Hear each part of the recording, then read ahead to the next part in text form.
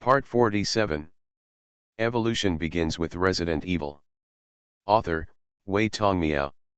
Chapter 471. Luo Guang sat on the small plane and did a final check on his equipment and weapons. He also took the light machine gun with him, but did not carry a spare magazine. Other than that, he carried pretty much the same stuff as usual. The reason for not carrying a light machine gun is that the parachute on the plane is just an ordinary escape parachute. What Luo Guang is carrying is actually overweight, but as long as the parachute does not fail, he can bear a faster landing speed. Finally, he also had a backup plan of using the hardened armor as a parachute. "Did you ask Mike to come?" Luo Guang packed his things, put on his parachute bag, and sat in the passenger seat at the back. "Yes, Mike," Chico volunteered. "Just call me Mike," Mike answered while checking the location. "Can you change your name?" "Of course, but why?" "I used to know a helicopter pilot named Mike." "I understand. There's no need to tell you what happens next. It's unlucky. Call me Chico." Chico is still more superstitious about these things, or he pays more attention to luck. After a while, Luo Guang and the others entered the target area. An Excella in the Secret Research Institute received the information immediately and asked people to keep an eye on the opponent. "We've arrived at the location. Where do you plan to skydive?" "It's Lake Tanganyika over there, be safe." Luo Guang opened the hatch. Majani, who had been observing the plane, immediately reported it, and Excella also gave the order to fire. Makanai lifted the camouflage cloth on the anti-aircraft gun and immediately controlled the Mosquito to fire at the sky. There was a flash of fire on the ground, and Luo Guang, who thought he was not a vehicle nemesis, immediately shouted, "Anti-aircraft guns!" Chico was startled, but instinctively pulled up the plane. The smoke from the explosion continued to explode behind the plane. He was sweating coldly and asked, "What's going on? You didn't say this trip was dangerous." "I don't know either. But you have already taken so much money, isn't it enough for you to risk your life? If you are afraid, you can skydive and let me fly. Anyway, the money you spent before is enough for you to buy a new one." Luo Guang is very calm, because it is useless if he is not calm. He relies entirely on Chico. This area is not a military area, but there is such fierce anti-aircraft firepower, which means that he has come to the right place. After seeing the plane dodge the attack, Excella did not run away. She already had a rough idea in her mind that the plane might be piloted by Lord Wesker's mortal enemy. "Damn it, how could I abandon you?"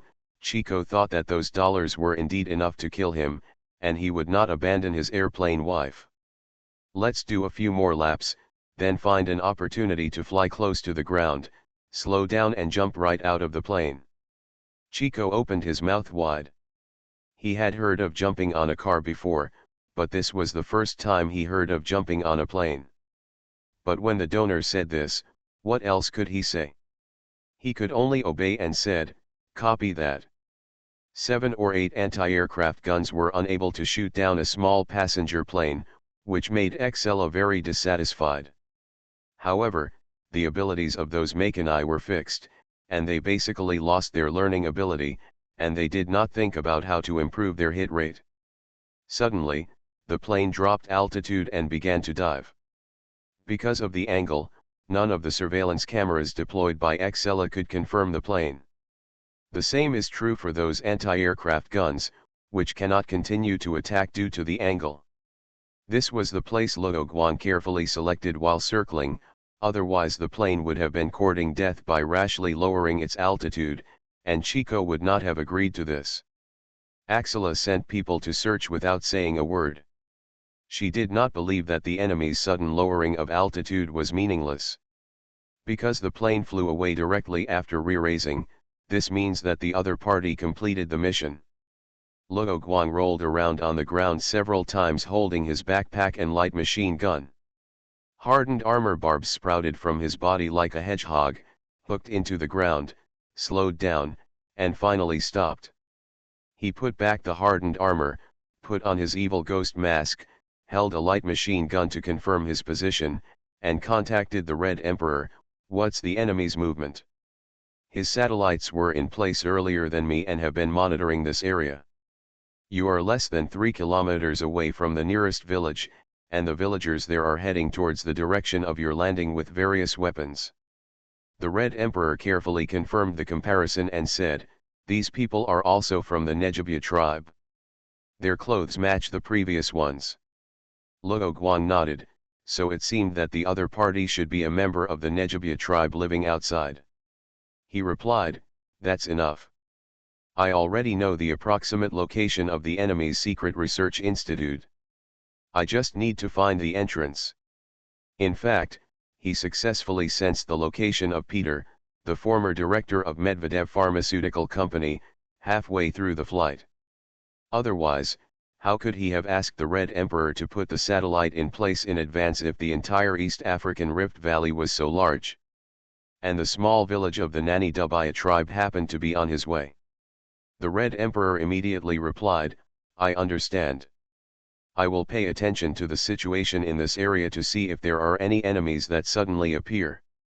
Luo Guang held a light machine gun and started on his way. The ancestors of the Nadubai tribe were also wealthy and established the Nadubai Empire. The reason is that they are the first tribe to use biochemical viruses to gain power. They will elect by directly eating the sun steppe flower.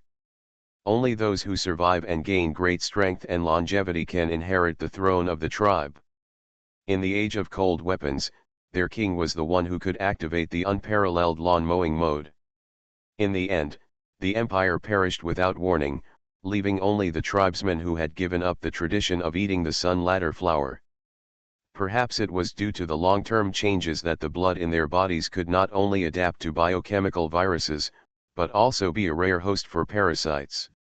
So all these enemies were tall, holding giant clubs or javelins and bows, and appeared in front of Luo Guang with a fierce momentum. Luo Guang carried a light machine gun on his back and rushed over. He dodged the javelins thrown by the enemy and took 2 of them. Luo Guang threw it back and pierced several enemies in an instant. He was very fast. After only 1 round of enemy projection, he rushed into the enemy group. With an invisible straight knife in his hand, no one could defeat him in 1 move. Excella's face was a little solemn. The number of parasites she controlled was rapidly decreasing, and the enemy easily dealt with her elite subordinates like cutting melons and vegetables. Most of the Makanai in the African region are under her control, and she herself is under Wesker's control, so the secluded Wesker does not know the situation outside at this time. As for the Makanai outside Africa, they are all controlled by Wesker himself. He cannot let that woman control most of the power. After thinking again and again, Excella decided not to tell Wesker for the time being, and continued to send people to consume the opponent's physical strength. Her master only said that he wanted to fight the opponent alone, but did not say that he could not fight in a round-robin battle, and finally let the 2 fight alone.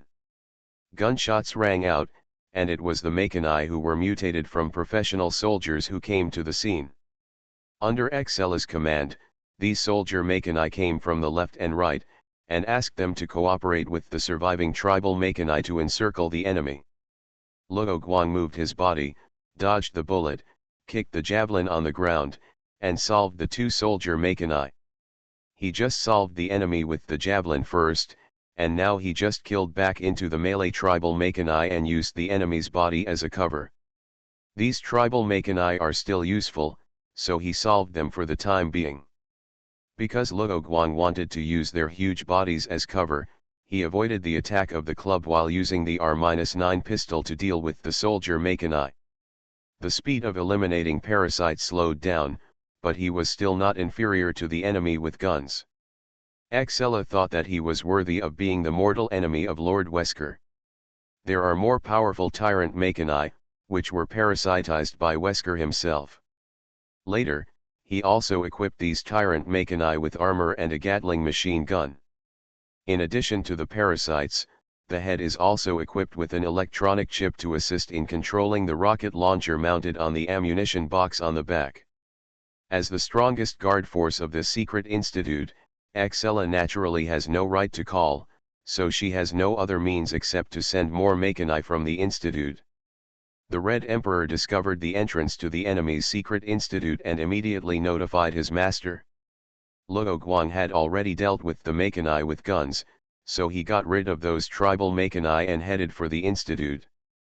Excella looked at Luo Guang passing through the tribal village, heading for the entrance of the secret research institute where she was. Thinking of causing trouble for the other party, she was about to close the steel door, when a hand suddenly appeared and grabbed her outstretched hand. Lord Wesker, Excella looked back and saw that it was only Wesker himself who appeared behind her silently. "Is he here?" Wesker also had a premonition and ended his retreat. "Yes, he is coming to our base. No need to close the door, I will send all the tyrant mechani out," Wesker suddenly said. Excella was a little surprised and asked, "My lord, don't you want to fight him?" Wesker asked back, "Do you think that just 5 tyrant mechanists can solve the opponent?" Without waiting for the other party to answer, he continued, "I am just collecting information about the opponent in advance. I was knocked unconscious by him before, and I didn't have a clear understanding of his strength at that time. In the past period of time, the opponent must be improving. Wesker has never seen someone who improves so fast, so at least he must first confirm the gap between himself and the enemy. If the gap is too big, he will definitely leave here without saying a word and continue to lie dormant after being hit by the shadow. And his plan to rule the world will not be abandoned because of this. He thinks he can use this biochemical crisis to delay Luo Guang's progress. My Lord Wesker, why is that person so strong? Is he a biochemical weapon made by a company?" Excella was curious. It was rare to see Wesker explain so much to him. He seemed to be in a good mood, so he asked. Wesker was indeed in a good mood. He had been waiting for this day for a long time. He also had doubts about this and said, he was an intelligence agent of Umbrella Corporation at first and participated in a series of events such as Raccoon City. After reorganizing his thoughts and sorting out Luo Guang's trajectory, Wesker also had a guess in his mind. Then I met him for the first time on Lotford Island. At that time, he was not as strong as me, but his fighting power was not that of ordinary people. He remembered another thing. Jill, who appeared with Chris, seemed to have a bit abnormal fighting power. If the other party keeps improving, then Excella's plan to capture prisoners should also fail. But this was the icing on the cake, and Wesker didn't hesitate. He continued to sort out his thoughts and said, that is to say, he may have perfectly adapted to the T-virus in Raccoon City, or he may have been captured by Umbrella Corporation for experiments after Raccoon City. He proposed several assumptions. Excella listened quietly and followed the other party's thoughts. When I fought him for the first time, his combat power was much weaker than mine. It was just because I was in a hurry at that time that I temporarily let him go. Wesker was still quite entangled in that decision, because without Luo Guang's spur, he might not be able to research the Xinwei parasite. He went on to say, but after the other party went to the Antarctic base, I was completely no match. He didn't say anything about being beaten half to death and the other party deliberately letting him go. Wesker directly stated the conclusion, saying, so I suspect that the other party has obtained the T. Veronica virus, and is a perfect adapter that is rarely seen in 100 years, no, it is a rare one in 10,000 years. He said this, and he was also recalling the past and preparing himself mentally for the upcoming fierce battle. I heard you say that the virus is a world-destroying virus, but the conditions are very harsh, and it's too late to fuse now. Excella asked, is it because you suspect that the other party has already merged, so even if you choose to merge, you will only be defeated by the other party when you are unsealed, so you didn't use the T. Veronica virus? Yes, it's too late. Wesker looked at the screen, and the tyrant Makanai had already met the other party. When the sound of dong dong dong sounded, Luo Guang had a premonition that he had met a big guy, but he didn't expect to meet a tyrant. These armored and Gatling-wielding tyrant monsters reminded him of the Taros tyrant sealed in the Caucasus Mother Nest base, which was also armored and holding a rocket launcher. When Luo Guang saw this thing at the time, he didn't quite understand which idiot decided that the tyrant was playing with a rocket launcher indoors, so he replaced the rocket launcher with a flamethrower and installed a shotgun in the other hand. This tyrant was originally controlled directly by the Red Emperor, but now it is controlled by Luo Guang and sealed, ready to defend the Mother Nest base at any time. Back to the current situation, Luo Guang directly took out 5 throwing knives and threw them out when the opponent raised the Gatling gun, while turning sharply to avoid bullets. It is a foolish dream to want to directly solve this tyrant Makanai with 5 throwing knives. Xella saw the scene through the camera on the tyrant and sneered. The motor started, and the 6-barrel Gatling machine gun started to turn, but it was misfired within a second of firing. Xella slapped the monitoring table, stood up, and shouted in surprise, "No bullets? This is impossible." Wesker saw it clearly and said, "The ammunition chain was broken." "Impossible, we used bulletproof plastic, how could it be cut by a throwing knife?" Wesker spoke with facts, controlling one of the tyrant Makanai to turn around and look to the side. There was indeed a throwing knife inserted into the protective box wrapped with the ammunition chain, cutting the ammunition chain. He added, "I can do it, too.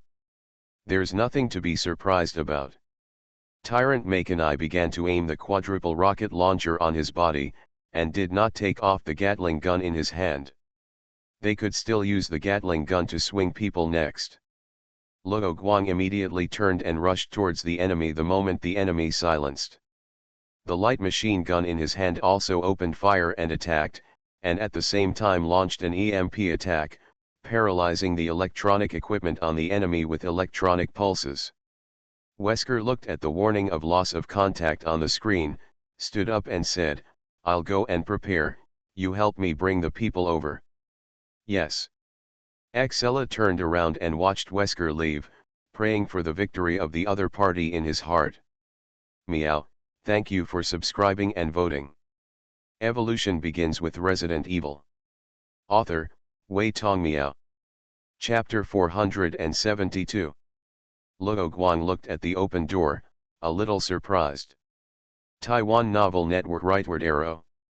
Since the other party has sent tyrants, they must know that they are preparing to attack here, and it is impossible not to close the door. So is this an empty city strategy or a trap? While he was thinking, he opened the drone hive behind him and released all the drones as a communication transfer station, so that he could contact the Red Emperor at any time or call Simmons to carry out precise strikes here. After the global biochemical crisis began, Luo Guang did not contact Simmons, and the other party did the same, but he felt that Simmons would definitely not reject him when he heard his request for missile strikes. Just as he was thinking about what to do next, a female voice came. "Welcome here, Luo Guang." Axela's voice rang, "We adults have been waiting for you for a long time." A group of Makanai slowly walked out of the base, none of them carrying weapons. She continued, "These are welcome. Welcome shit." As soon as Luo Guang's figure moved, he swung his sword and wiped out all the welcoming teams. He said to himself, "How can such idiot monsters be used as the welcoming teams? Isn't it disgusting?"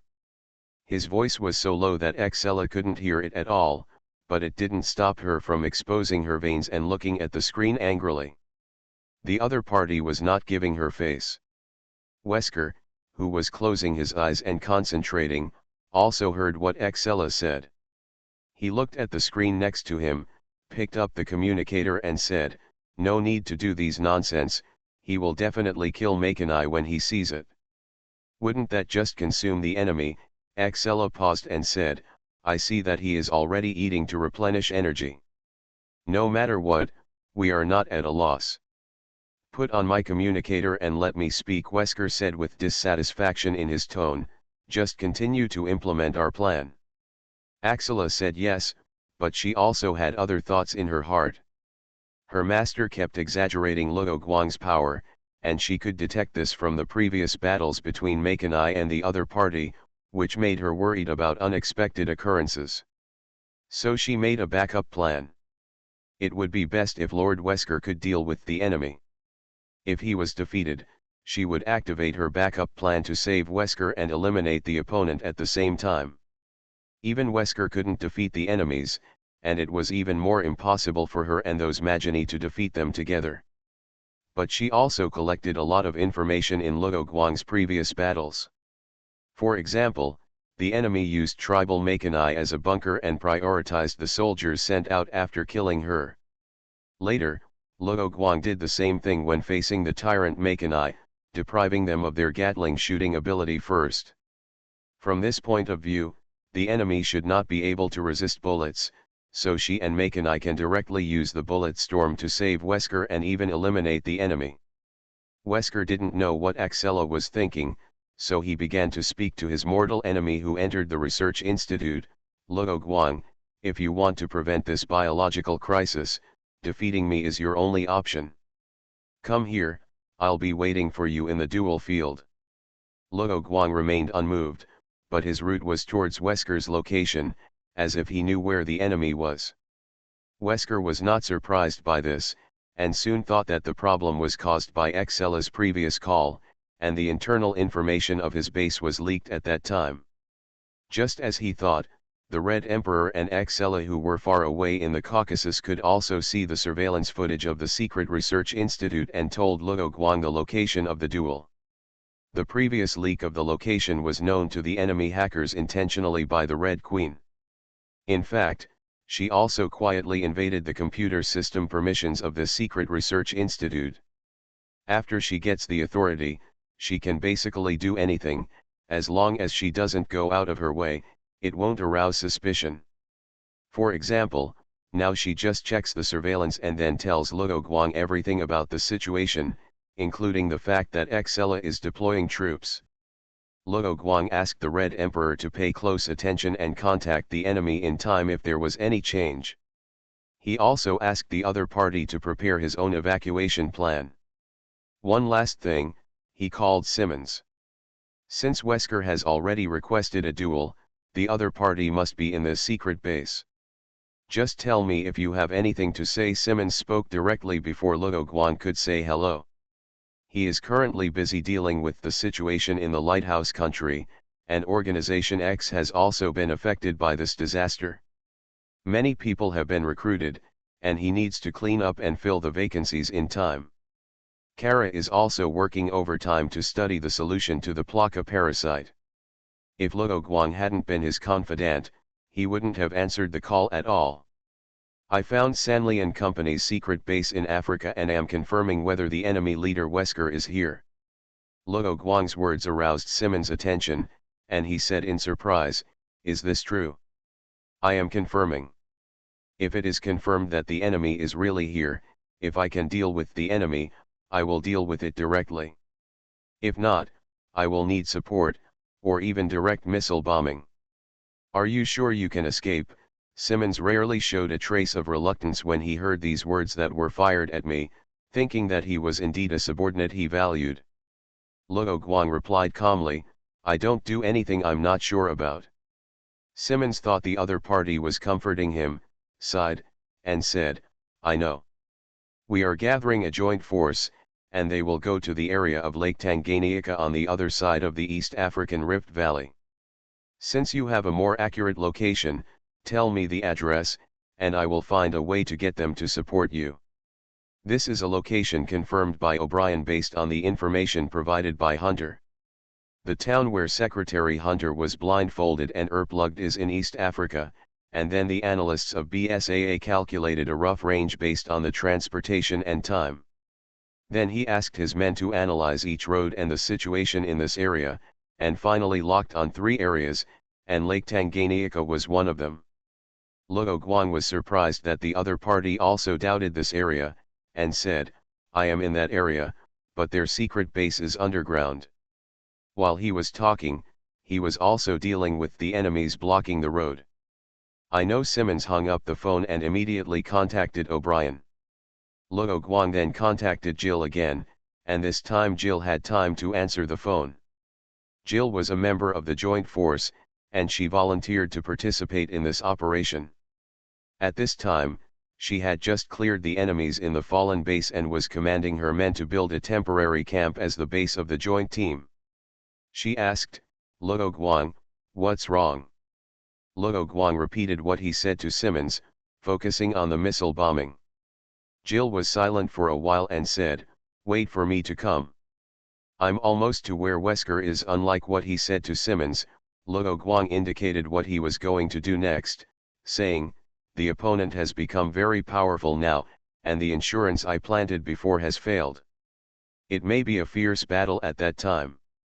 This insurance was planted by Luo Guang when Wesker was in a coma. Similar to Peter, Luo Guang also injected his own Shinra virus into Wesker as insurance, but he was still wary of the ability of the clone, so the clone could not sense the dormant Shinra virus in Wesker's body. Now the distance between him and Wesker is very close, and he still cannot sense the Shinra virus in the other's body, so he said that the insurance has failed. Jill hid his worries in his heart, and his tone did not change. He replied, "I believe you, I will wait for your good news." "Well, let's do it." Luo Guang killed the last enemy in front of him. At this time, he was already standing at the gate of the duel arena. He had eaten all the food on his body and adjusted his body to the best condition. The gate slowly opened under the control of Excella, and the subordinates she controlled were also circling behind Luo Guang. At this point, all the preparations that should be made have been made, and all the words that should be said have been said. This duel arena is as big as a football field, and the walls, floors, ceilings, etc. are all made of heavy steel. Under the illumination of the lights, the entire duel arena was shining with dazzling white light. Wesker was dressed the same as before, all in black and wearing sunglasses. Luo Guang was also dressed in gray and black, without sunglasses, but wearing a mask, and his whole body was covered with hardened armor. Although he had no entity, he could clearly sense the control connection between the other party and the control parasite. "Why, you are too embarrassed to see anyone." Wesker crushed the communicator in his hand. He didn't want anything else to disturb his battle. "Aren't you the one hiding here and not ashamed to see anyone?" Luo Guang's words were a little dull through the mask. Wesker laughed. Although the other party did not take off the mask, he knew from the tone and content of the other party's words that the other party was the enemy he had been thinking about defeating these days. He was domineering and said, "This time, I won't run away again." Luo Guang laughed loudly, and his laughter was very deliberate. Wesker frowned and said, "What are you laughing at? Do you think I will be defeated by you in one move like before? This time it's your turn, I'm going to blow your ass." Hearing this, Luo Guang laughed even harder and said, "No, what funny things are you talking about?" He suddenly stopped laughing and said, "It sounds very confident, but I have only seen your inner inferiority along the way. You don't have the confidence to defeat me at all." Wesker was furious. After he got the Shinwei parasite, he secretly vowed not to be looked down upon by Luo Guang again. He shouted loudly, "Bullshit! Didn't I create a fair one-on-one opportunity?" Luo Guang was not willing to be outdone and began to question, "I have fought 7 or 8 battles here, big and small, and the energy consumed is dozens of times more than you who are waiting here for the opportunity. In fact, it was not that much." He relied solely on his physical ability to deal with those enemies, and the light machine gun he brought played an important role in the battle against the tyrant, which also saved him a lot of energy. It's just that the bullets have been used up, and this light machine gun that has harvested thousands of lives was also thrown outside the institute by him. Luo Guang repeatedly questioned, "The lights in this space are dazzling, and you, the guy with sunglasses, have an advantage. Where is the fairness? And your subordinate Excella, who gathered a group of zombies to go around behind me, isn't it all a manifestation of your lack of confidence? The two Wesker before admitted that they had this idea, but it was just a trick.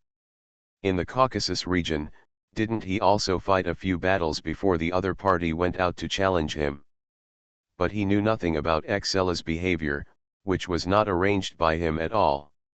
Looking at the shattered communicator at his feet, Wesker couldn't contact Axela for a while. Seeing that the other party was silent, Luo Guang asked, "Why, you don't dare to admit what you did?" Wesker suddenly moved and appeared behind Luo Guang in an instant, but he did not launch any attack on Luo Guang. Luo Guang saw through the other party's actions, and Wesker actually bypassed him. Wesker opened the door through which Luo Guang came in, and happened to see the Makanai troops appearing at the end of the corridor. There were cameras in the duel, but Excella didn't know about the conversation between the two, and Wesker's quick movements prevented her from reacting. Axela was caught red-handed in her behavior, and just when she was about to explain, the parasites in her body kept struggling in her body as if they were being strangled. She fell directly to the ground, twisting her body in pain, shouting apologies, hoping that Wesker could forgive her for her mistakes.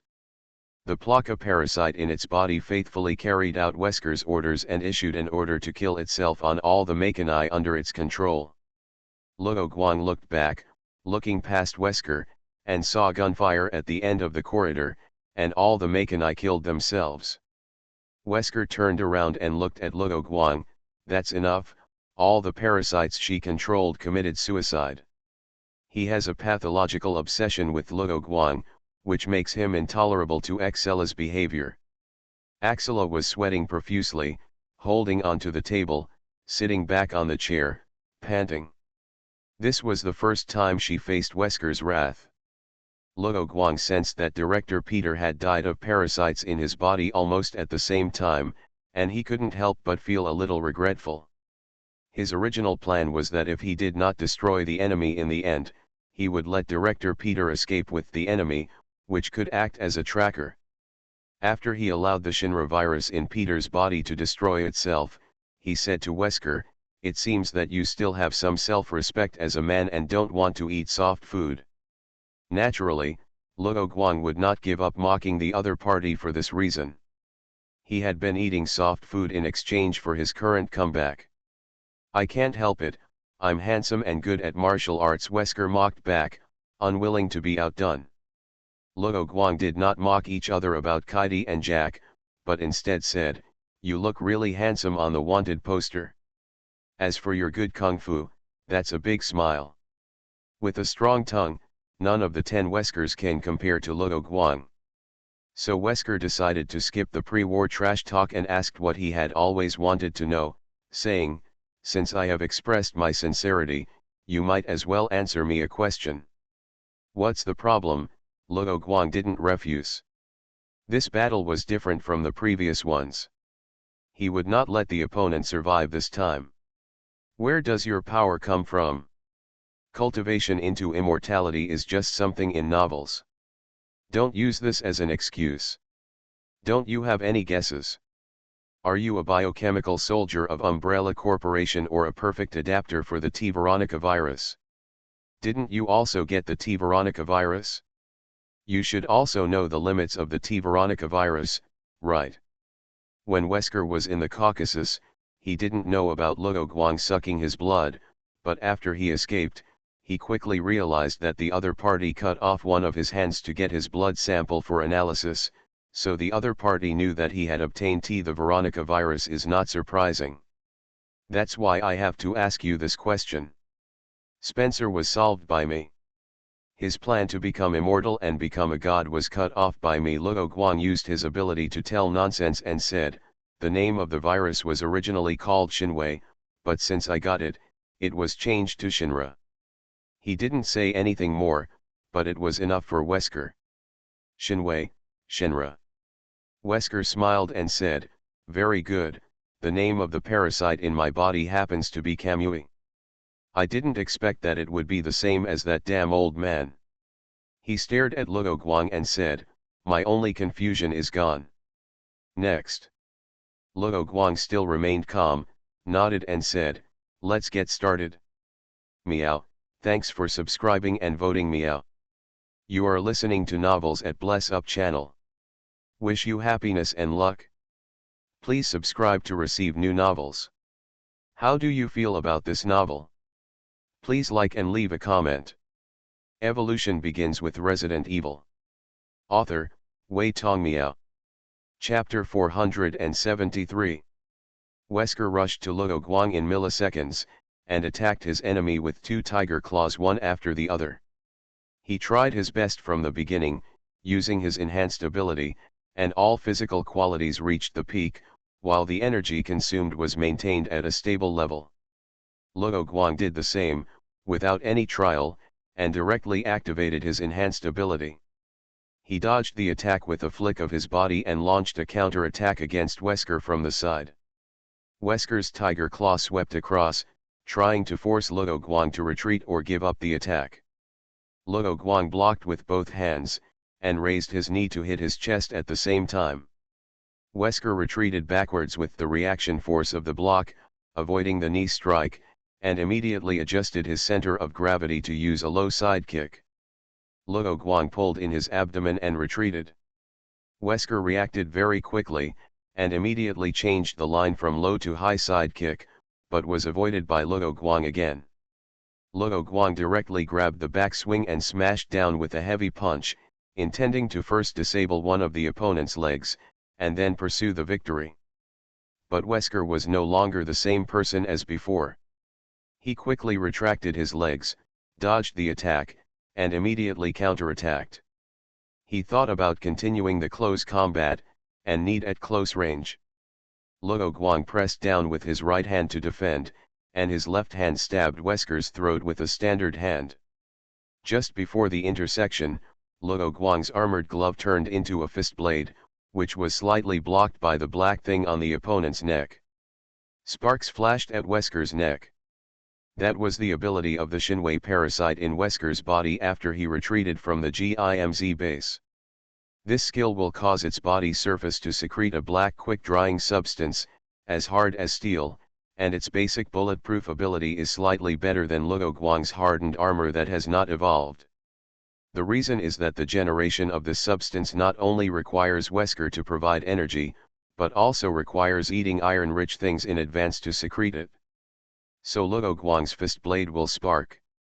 If Wesker is a step slower, Luo Guang will directly cut half of his neck, so he punched Luo Guang without saying a word, and then pulled away. Wesker shouted, and 2 short knives appeared in his hands, sweeping and slashing.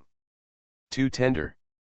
After several rounds of fighting, Luo Guang saw Wesker's weakness, and his 2-handed fist blades changed their form again, turning into short sticks, and took the initiative to meet him. After 2 clangs, Wesker's short knife broke, revealing a flaw in the middle line. In the previous enhanced state, it was just a way to ensure that the energy consumption was at a lower level in exchange for a longer lasting enhancement time, which was not the maximum level that Luo Guang could bear. So he suddenly increased the intensity of the current stimulating his legs, making his speed soar again. At the same time, the short stick turned into a short sword, and took advantage of the opponent's flaw to go straight to the position of the parasite in Wesker's body. Because his speed suddenly increased, Wesker was not used to it for a while and reacted a bit slower, but the parasite in his body reacted faster, and instinctively quickly moved to avoid the attack. Luo Guang succeeded in 1 strike, and was about to give Wesker a wave of electric therapy, but suddenly his danger perception ability sent an alarm. For safety reasons, he wanted to draw the sword to distance himself, but Wesker grabbed his wrist in return.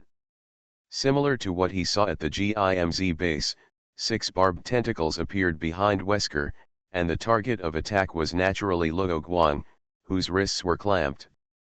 Wesker was waiting for this opportunity, so even though he knew that his fighting ability was not as good as Luo Guang's, he still planned to fight with Luo Guang in close combat. His body became hot, and flames instantly burst out from his body, cooperating with the barbed tentacles, ready to give Luo Guang a fatal blow. Luo Guang's wrist was held, and there was no way to avoid it, so it would be a test of the endurance and defense of both sides. Wesker could use tentacles and flames to attack, so he naturally had other ways to deal with it. Hardened armor can be shaped with electric current, so Luo Guang, who can control electric current, can naturally use it to control hardened armor. So 6 dark tentacles also appeared behind him, and took the initiative to meet Wesker's tentacles, and the two sides fought together. What? Wesker was shocked, he didn't know Luo Guang had this ability at all. At the same time, Luo Guang did not burst into flames like Wesker, but passed the flames to the hardened armored dagger through his hands, directly inputting high-voltage electricity into Wesker's body, causing more concentrated damage. Ah! Wesker wailed in pain, his tentacles were numbed by electricity, so he was exposed. The hardened armored tentacles under Luo Guang's control seized the opportunity to chop the enemy's tentacles to the ground. Wesker loosened his hands, and the flames on his body rose high, and his body quickly recovered his ability to move. Things change, and this time he wanted to distance himself, but how could Luo Guang let him succeed? He stuck to the opponent tightly. Wesker's ability to control fire comes from the fusion of the T. Veronica virus's ability to ignite fire with blood and the Shinwei parasite, so he doesn't need to use blood to ignite fire. The liquid he secretes can not only become armor, but also a 3-in-1 substance of ignition source, combustible material, and combustion aid. For Luo Guang, fire is not entirely his weakness.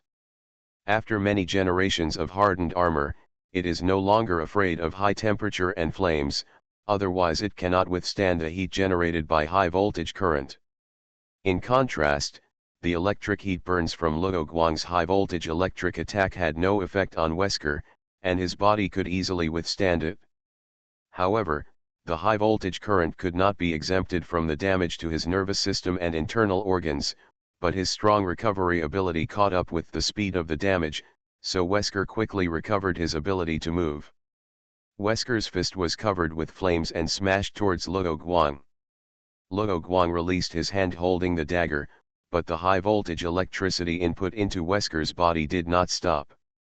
2 hardened armors extending from his waist were connected to the dagger, allowing him to free his hands. His fists, with lightning, collided with Wesker head-on, and the dull sound echoed throughout the dual field. The strength of both sides was still equal, but there was a huge difference in experience in the use of skills. Where did you get these abilities from? Why haven't I seen them? Wesker and Luo Guang kept fighting, and the words in their mouths did not stop. Because you were too weak before, you couldn't use these abilities at all. Luo Guang told the truth, which was also the reward for hiding his strength and not exposing the traces of his abilities. Wesker did investigate everything Luo Guang had done in the past few days, and found a little bit of his ability from his trajectory, but Luo Guang's enemies were too weak, and he could not confirm how strong his mortal enemy was. The only thing that can be confirmed is that the mortal enemy has not shown any special abilities, while he has. With the increase and decrease of 1, he thought of taking advantage of his advantage to challenge the nightmare in his heart. Damn it! Wesker roared, and used all his strength to activate the parasites in his body, and his strength and speed soared again. The two sides were too close, and even though Luo Guang had reacted mentally, he couldn't dodge in time and was knocked out. The 2 daggers inserted into Wesker's body were also pulled out. Wesker's wounds recovered quickly. He originally thought it would be a battle of equal strength, but he didn't expect that the plan he came up with in seclusion and meditation would be so easily cracked by his mortal enemy. He couldn't help but feel fortunate that he didn't underestimate the opponent's strength from the beginning. His strength, which was beaten by Luo Guang, made him quickly adjust his mentality and start the next plan. For Luo Guang, he didn't expect Wesker to be weaker than he imagined.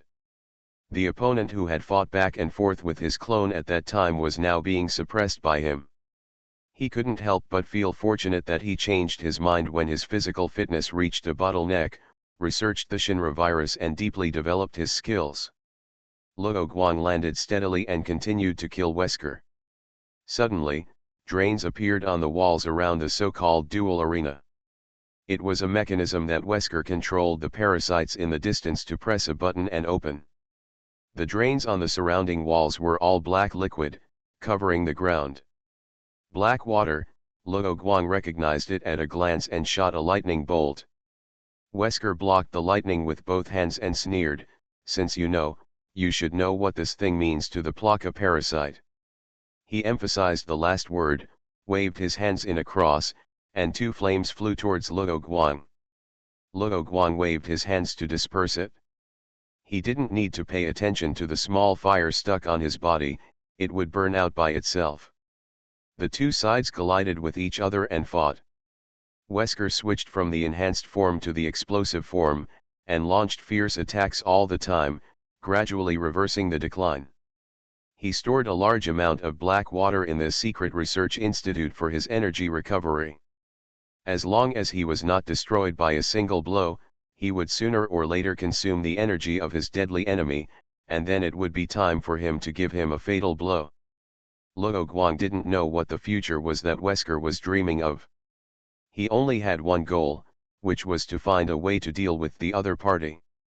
The Shinra virus was released from the body and entered the black water and air silently. Black water can accelerate the host's body's plaka and production and development of liquid. It is fatal to people with poor fusion, so when the Illuminati created locust-type monsters, they chose to implant plaka in the fetus and then merge it with black water. But for the Shinra virus, there is no fusion problem here. Luo Guang asked them to do only one thing, that is, to devour the energy in the black water, and then return to their side to replenish the energy to themselves, or go to Wesker's side and enter his body and use up the energy to generate eternal toxins, trying to poison Wesker. The reproduction ability of the Shinra virus, or the reproduction ability of the virus, has always been far ahead of parasites, and the black water also provides them with sufficient energy and environment. Since the birth of the Shinra virus, this is the first time they have reproduced so freely. Luo Guang, who also entered and maintained the outbreak state, seized Wesker's flaw again and cut off his hands with two knives. It's useless, Wesker mobilized his internal energy, and fresh granulation appeared at the wound, and it would be restored to its original state in the next moment. However, the arm did not grow out, and the next moment, a blue crystal appeared at the wound, shining under Luo Guang's lightning. When Luo Guang reconnected with Peter, he tested him. The test content was very simple, hiding and acting without being discovered by the parasite. The weakened version in his body successfully did this, and the current complete version can naturally do it. Of course, compared with ordinary plaka parasites, the Shinwei parasite is more powerful, so Luo Guang did not attack immediately after controlling the Shinra virus to infiltrate Wesker's body. At this critical moment, let the Shinra virus immediately use up all its energy to generate the eternal virus, and then self-destruct. Ha! Luo Guang controlled the 6 hardened armored tentacles to pierce Wesker's body. Through these tentacles, he injected more eternal toxins into the enemy's body. Physical attacks and electric magic did not work, and he also had poison attacks, which was one of his killer moves. He did not rely on the Shinra virus to eliminate the parasites in the enemy's body directly, but was just worried that the enemy would survive and analyze the weakness, so he did not use this trick for the time being, which was also his last trump card. Wesker instantly vomited a smear of crystal slag. More hardened armored tentacles pierced Wesker's body, and the Shinwei parasite actually chose to abandon the host and escape directly. Luo Guang would not let the tiger go back to the mountain. He abandoned the broken Wesker and chased after it, cutting the Shinwei parasite in half. Looking back, Wesker, who was soaked in black water, had no movement, and he could finally take a breath. This battle was simpler than he expected, and the means he had buried before basically worked, and he successfully used the information gap to solve the opponent. Suddenly, the closed door of the dual field made a sound. The noisy machine sound was mixed with applause. Luo Guang looked inside the door, and Wesker's arrogant handsome face appeared in front of him again. Surprised or not, Wesker stopped the applause and said, "I knew that you had been holding back your strength. You must not be as simple as you appear." As he said, he never underestimated Luo Guang's strength. No surprises or accidents. "This is not the first time you have faked your death." Luo Guang calmly sensed the control line between the other party and the parasite. The drone he used to enter the institute was shot down by the enemy who had gone around before, and the hacker controlled by Excella also died. Normally, Red Emperor could use the communication equipment in the base to contact Luo Guang and tell him the information that another Wesker had appeared. But his headset had been damaged in the battle just now, so he naturally could not hear Red Emperor's report. On the other hand, Red Emperor also followed Luo Guang's instructions and could not easily expose his existence before he spoke, so he could not use the internal broadcast of the institute. Luo Guang guessed from other channels that the other party was not the real Wesker. From the moment they met, he sensed that there was only one parasite control line on the other party, but he was not sure whether Wesker would only control Excella. So he was not surprised to hear the answer given by Wesker.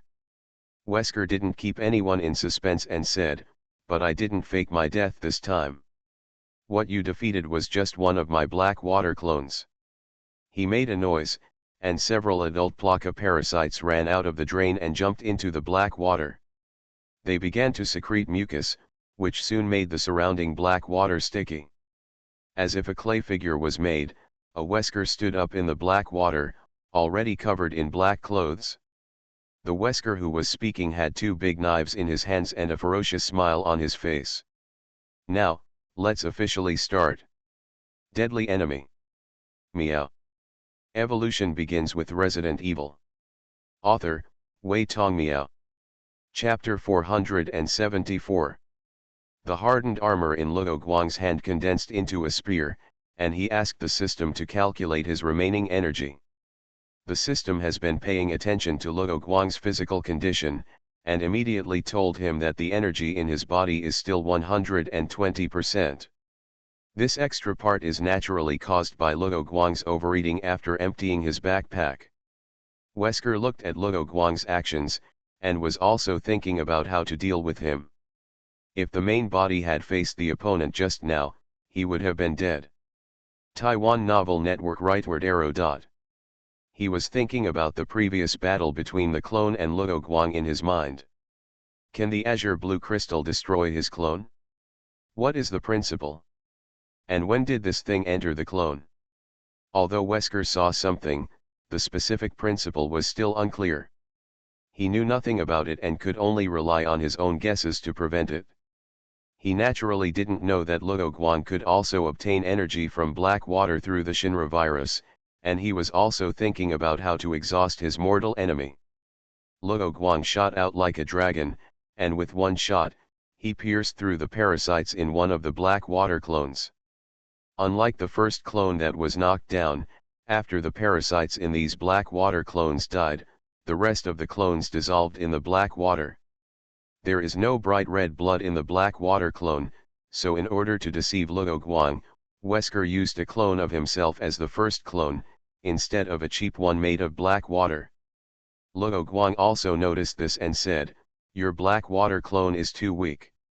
The weak here does not mean that the physical fitness of the black water clone is much weaker than the original body, but that the parasites in its body cannot exert the full strength of the clone, and it does not have the fighting skills that Wesker had practiced all night before.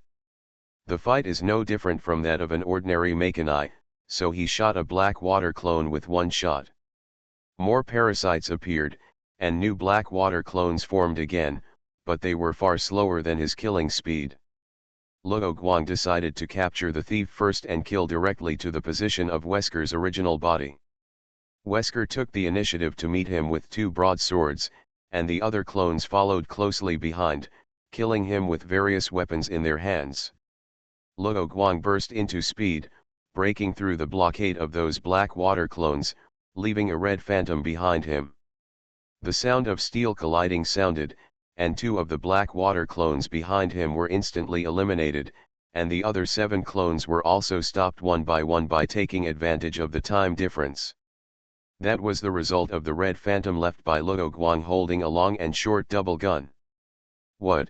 Originally Wesker thought he had forced Luo Guang to use all his strength, but he didn't expect that the other party still had a trick up his sleeve. The red phantom was Luo Guang's blood plague clone. Unlike the clones he created before, he omitted the clone's digestive system and other functions, and used all the energy to satisfy the clone's full strength to fight.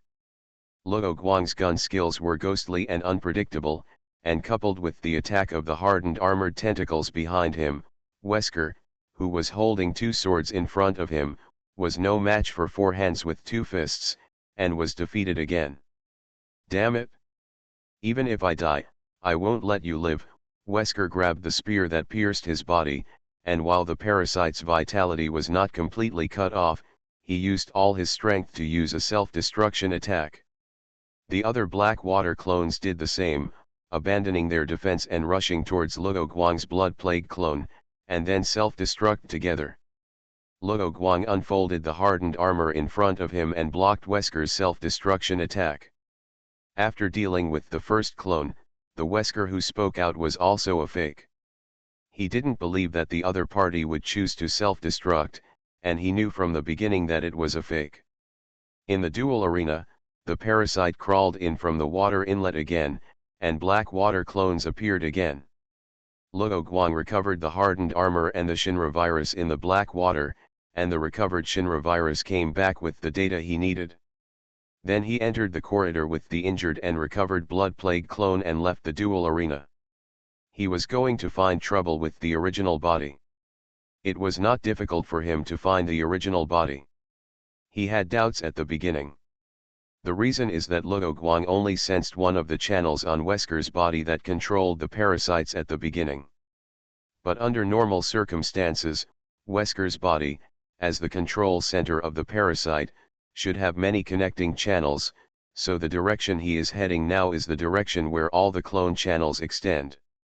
The abilities he has revealed now are not all his skills, and there are some abilities that are specifically used to deal with the Plaka parasite that have not been used.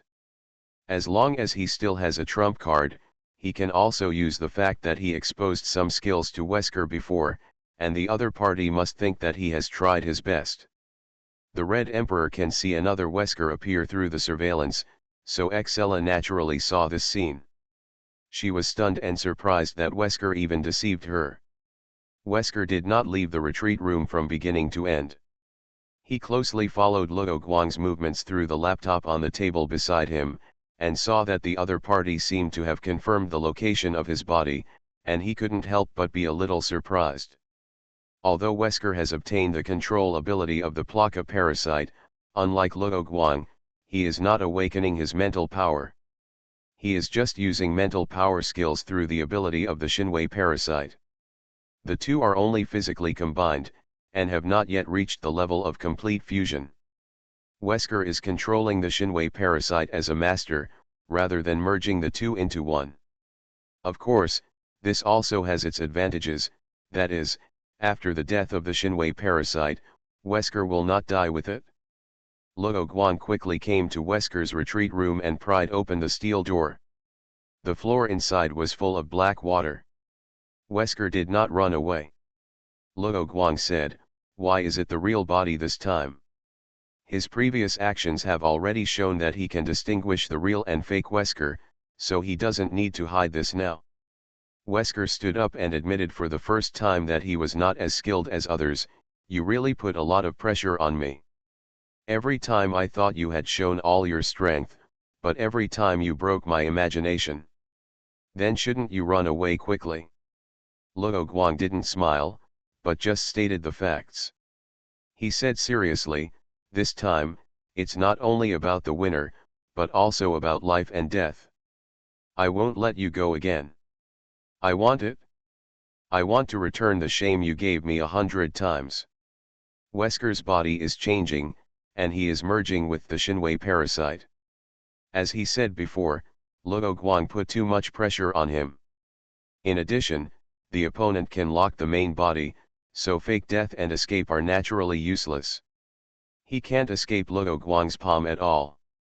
In this case, then use all your strength to deal with the opponent and settle the grievances between the two sides. Wesker still wants to delay time, and is about to say some trash talk, but he sees Luo Guang's figure move and kills him. How could Luo Guang give him time to merge? Together with his clone, he launched a righteous beating on Wesker. When Wesker completely merged with the Shinwei parasite, he did not lose his combat effectiveness. He immediately fought with Luo Guang and let the black water clone block the opponent's red clone. Compared with the previous time, Wesker went directly on the defensive this time, focusing on defense, waiting for the moment of fusion. Seeing this, Luo Guang replaced his double guns with double swords, and his moves were open and closed, coordinating with strange steps and clones to launch attacks. Wesker continued to condense more armor to resist the attack. Although it would consume a lot of energy, it was always lower than the consumption of regenerating a broken limb. But under Luo Guang's full-strength attack, Wesker was still covered in wounds. He did not rashly absorb the energy in the black water, and even blocked his breathing. It was not that he cracked Luo Guang's trick, but for the sake of safety, he first cut off the way the enemy's virus spread, and did not want any mistakes in the fusion process. The previous black water clone finally caught up with Luo Guang and immediately rushed over to rescue him. Luo Guang asked the blood plague clone that had dealt with a group of enemies to continue to block the opponent, while he focused on Wesker. More black water clones were created. Wesker could not accurately control those black water clones one by one, and could only rely on the parasites in his body to perform the task. This wasted precious parasites, but did not cause any damage.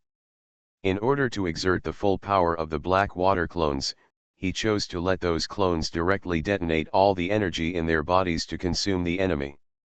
The blood plague clone was attacked by another wave of self-explosion, and wounds appeared on its body, and one of its arms was directly blown off.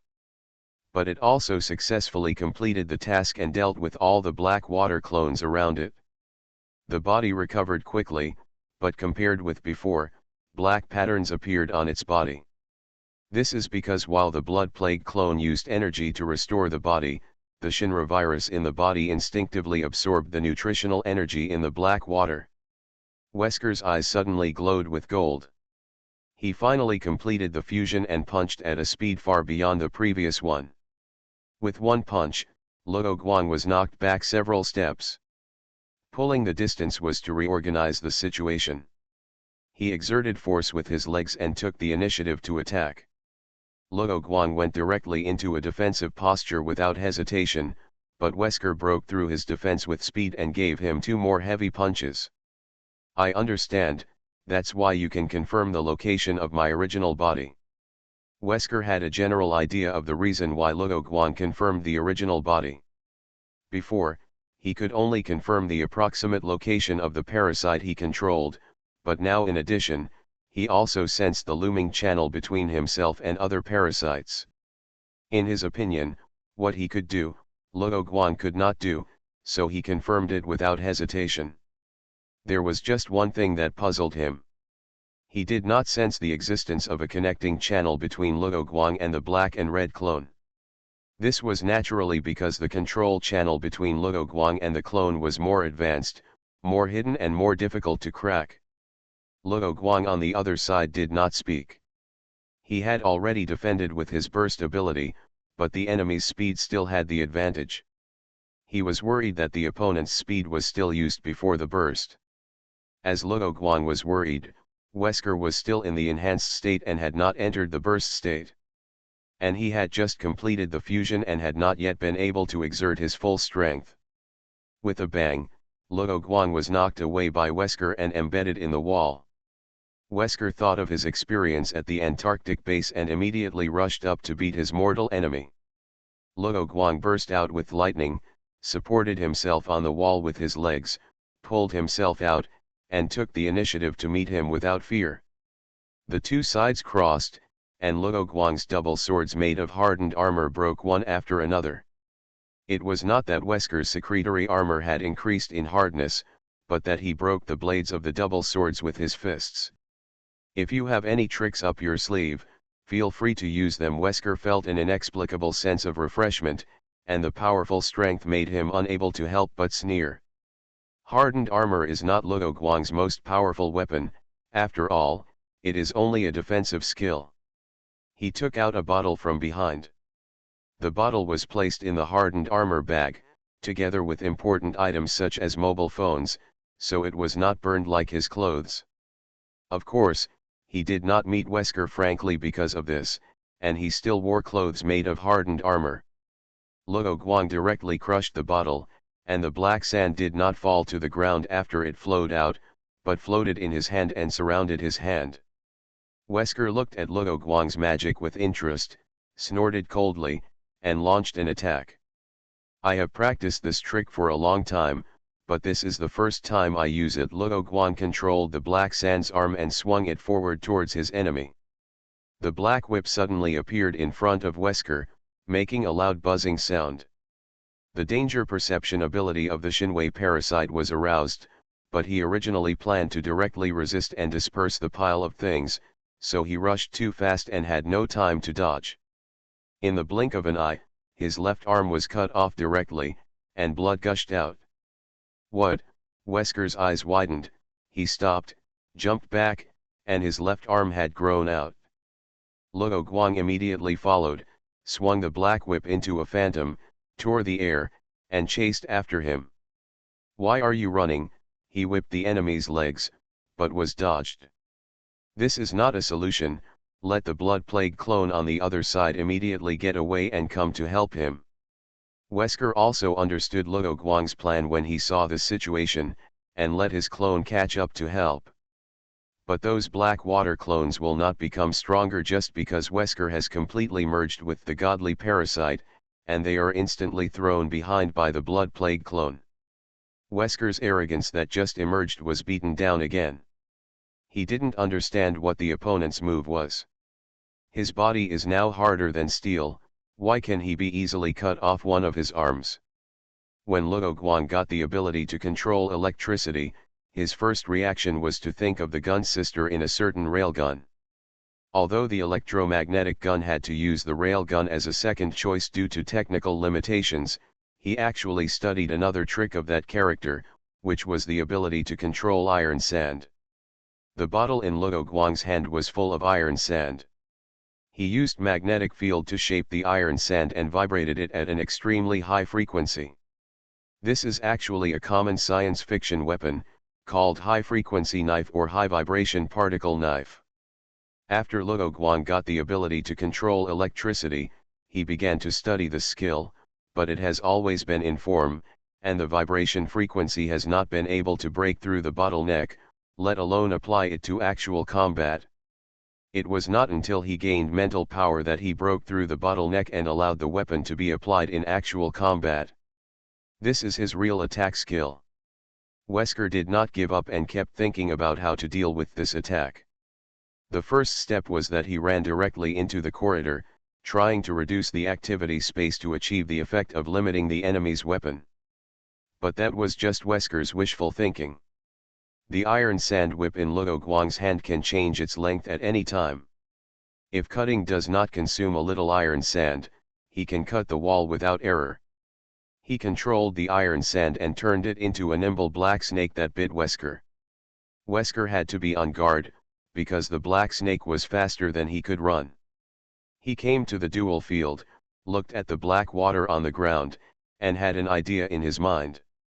Following Luo Guang, he used the secretion armor to make a shovel-like thing in his hand, turned around to avoid the attack, swept the black water on the ground, and splashed the water on the black snake.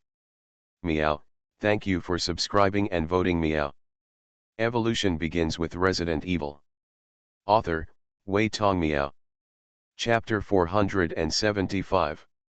With a splash, the black water splashed by Wesker hit the body of the iron sand black snake and was split into two, with water splashing everywhere.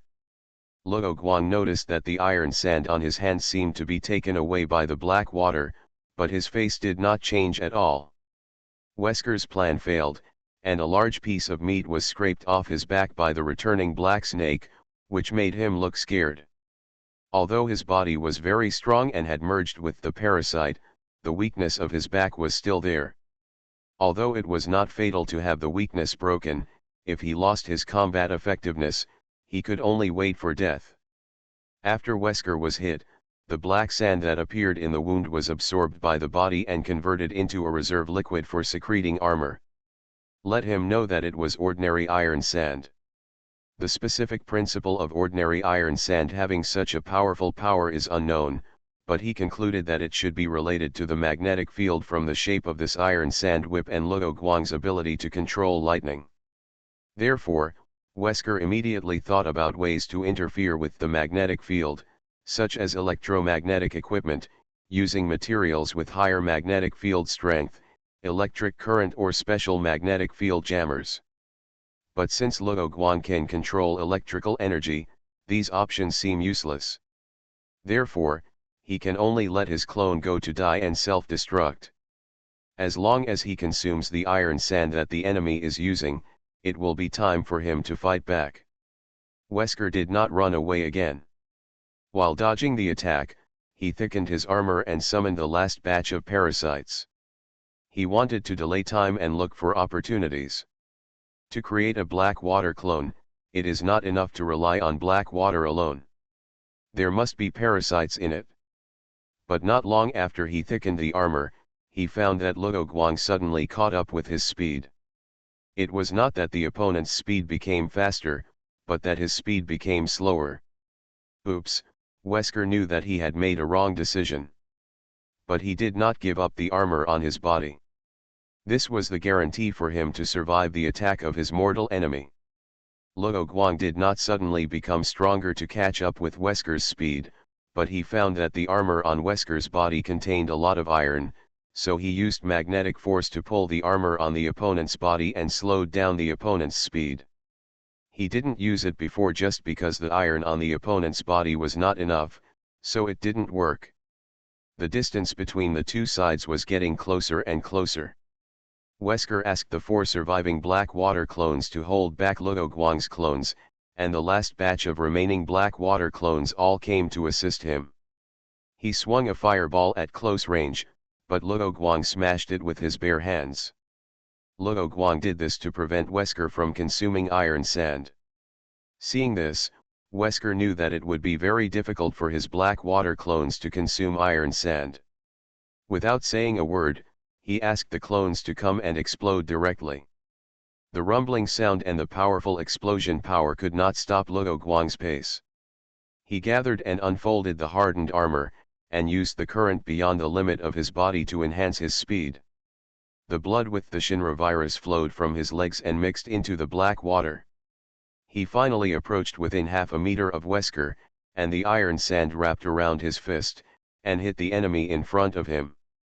Wesker wanted to hide, but Luo Guang sucked the armor and couldn't dodge immediately.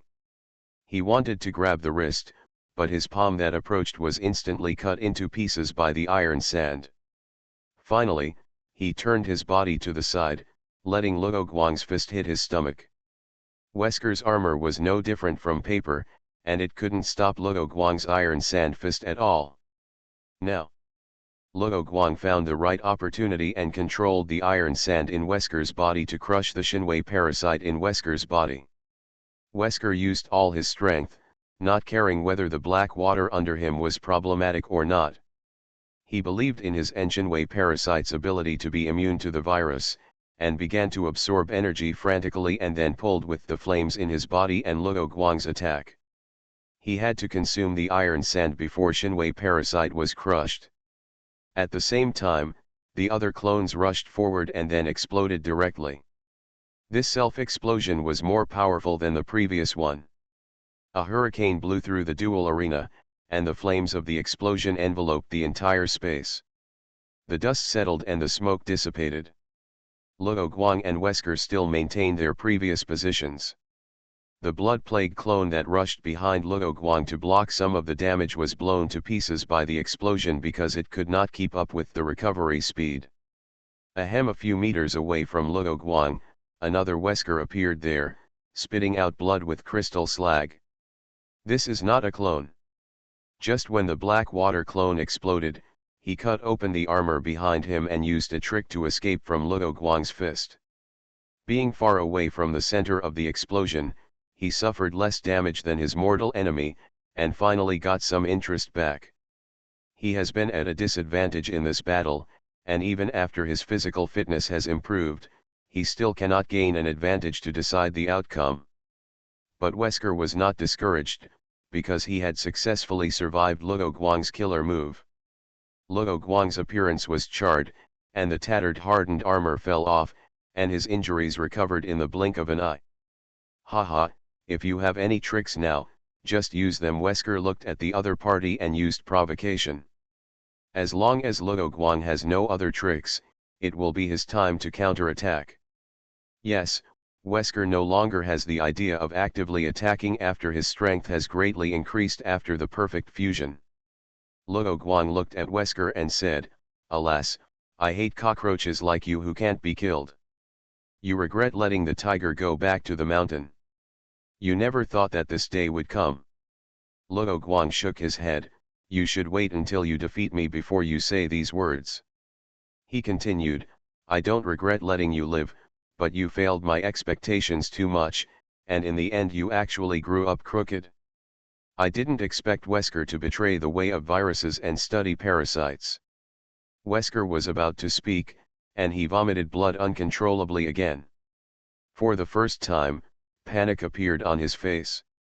Originally, after he coughed up blood for the first time, he felt that the toxins in his body had been cleared, but suddenly toxins appeared in his body again. That's why Wesker vomited blood again. Luo Guang walked towards Wesker and said, "What's wrong? I just used a trump card, why do you look like you're going to be bad?" High-frequency iron sand is an obvious killer move, and his real trick is the Shinra virus in the black water.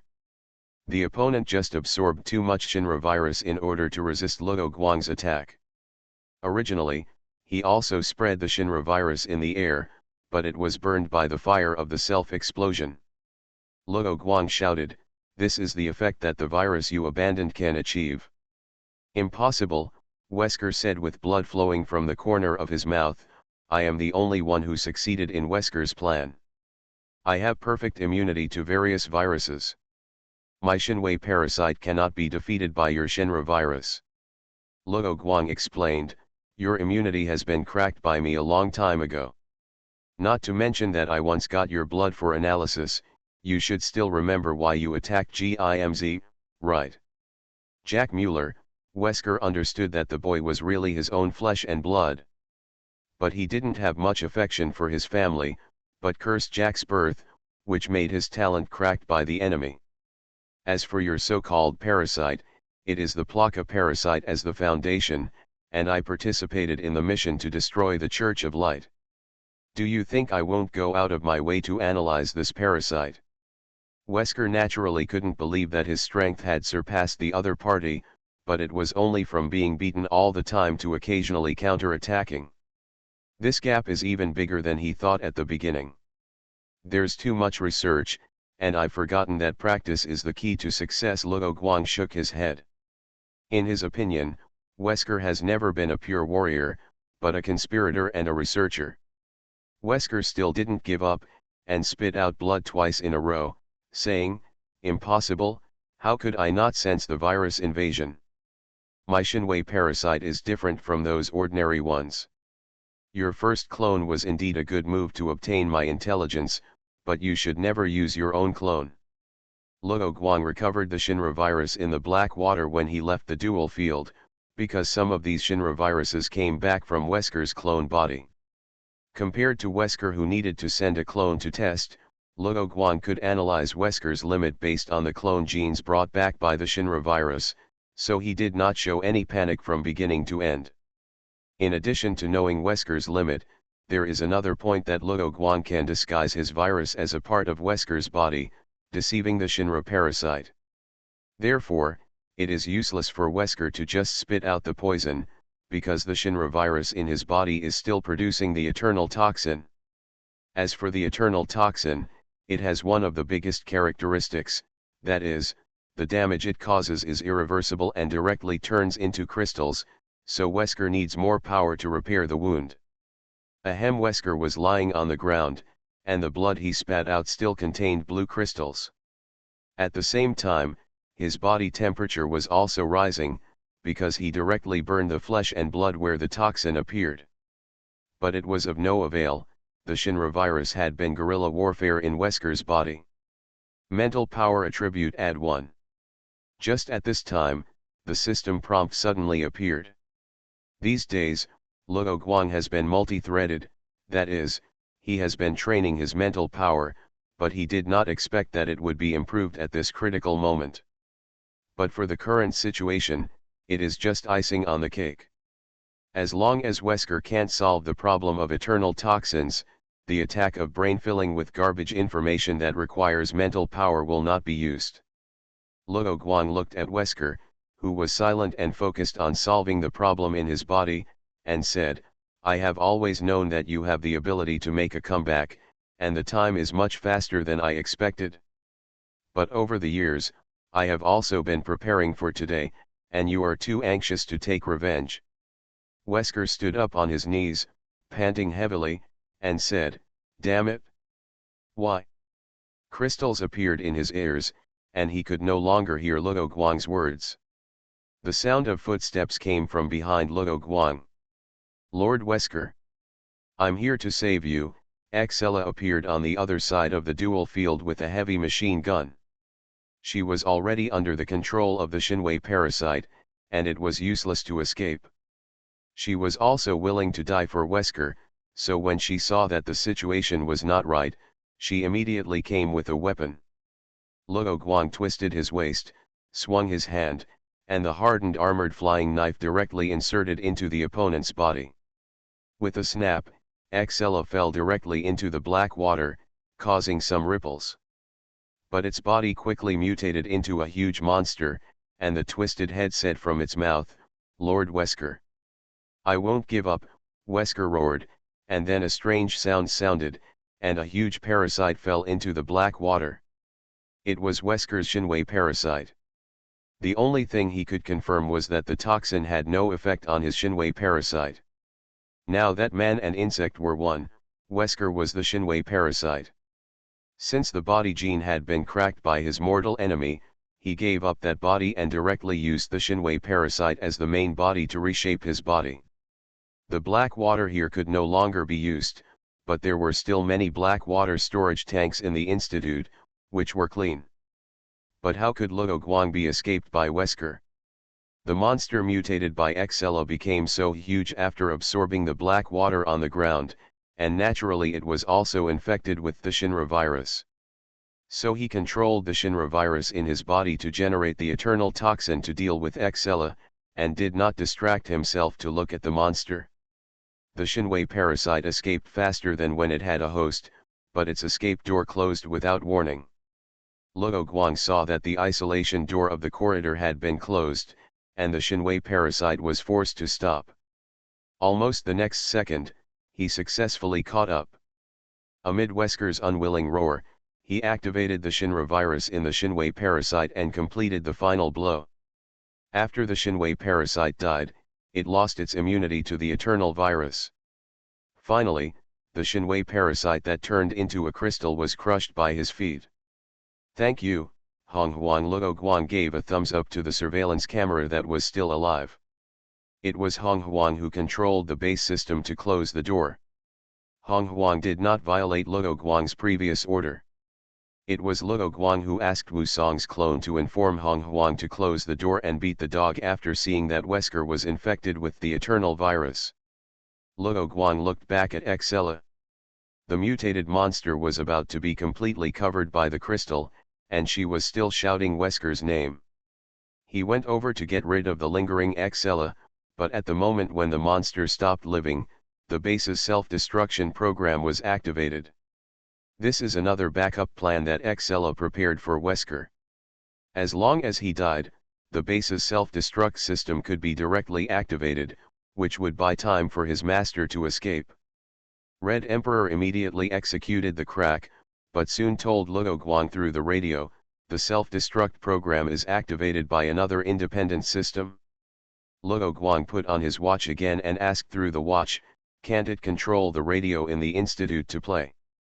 As he spoke, he took advantage of this time to check the battlefield just now to make sure that Wesker was dead and there was no Shinra virus left. Red Emperor replied, there are two systems here.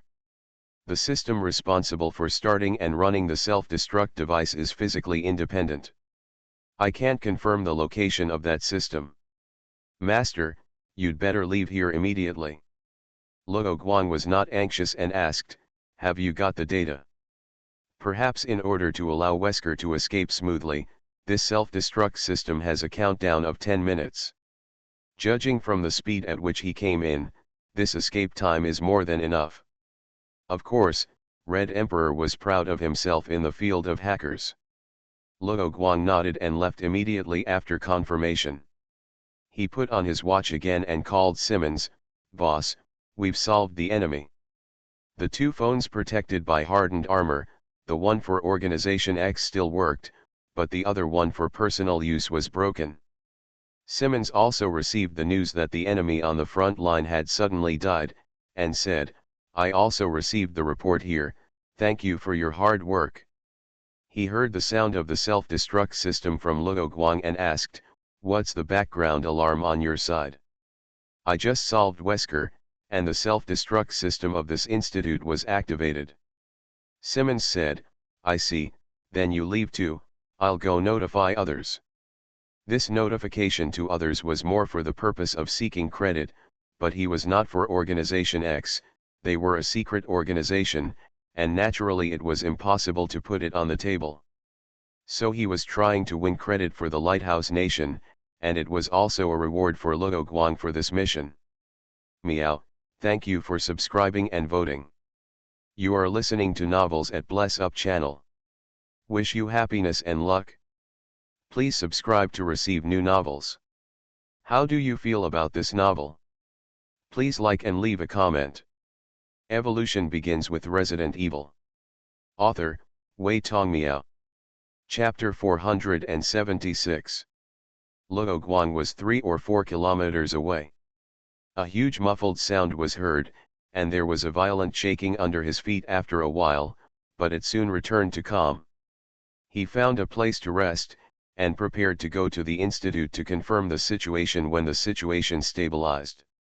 Suddenly he heard the sound of helicopters in the distance, and there were quite a few of them.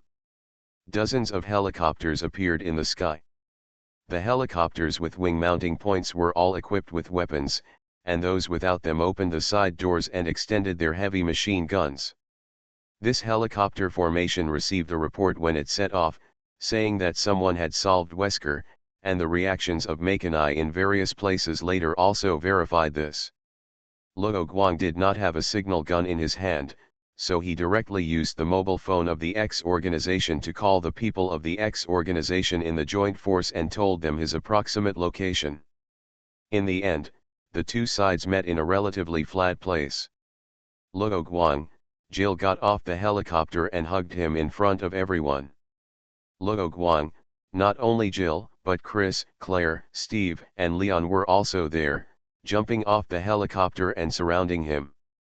As soon as Jill let go, Chris came up and punched Luo Guang in the chest, saying, amazing, you defeated Wesker alone. I think Wesker can't escape with you guys here. Luo Guang looked at a group of friends who appeared here, and didn't think Wesker could block so many protagonist halos. But we will definitely suffer heavy losses, Claire said, we joined this mission and we are ready to die. We didn't think about going back alive. So the people in the joint team were very grateful to Luo Guang for letting them not take huge risks. Luo Guang asked curiously, by the way, Claire, why are you here too? O'Brien would never ask Turicifer for help on this kind of mission.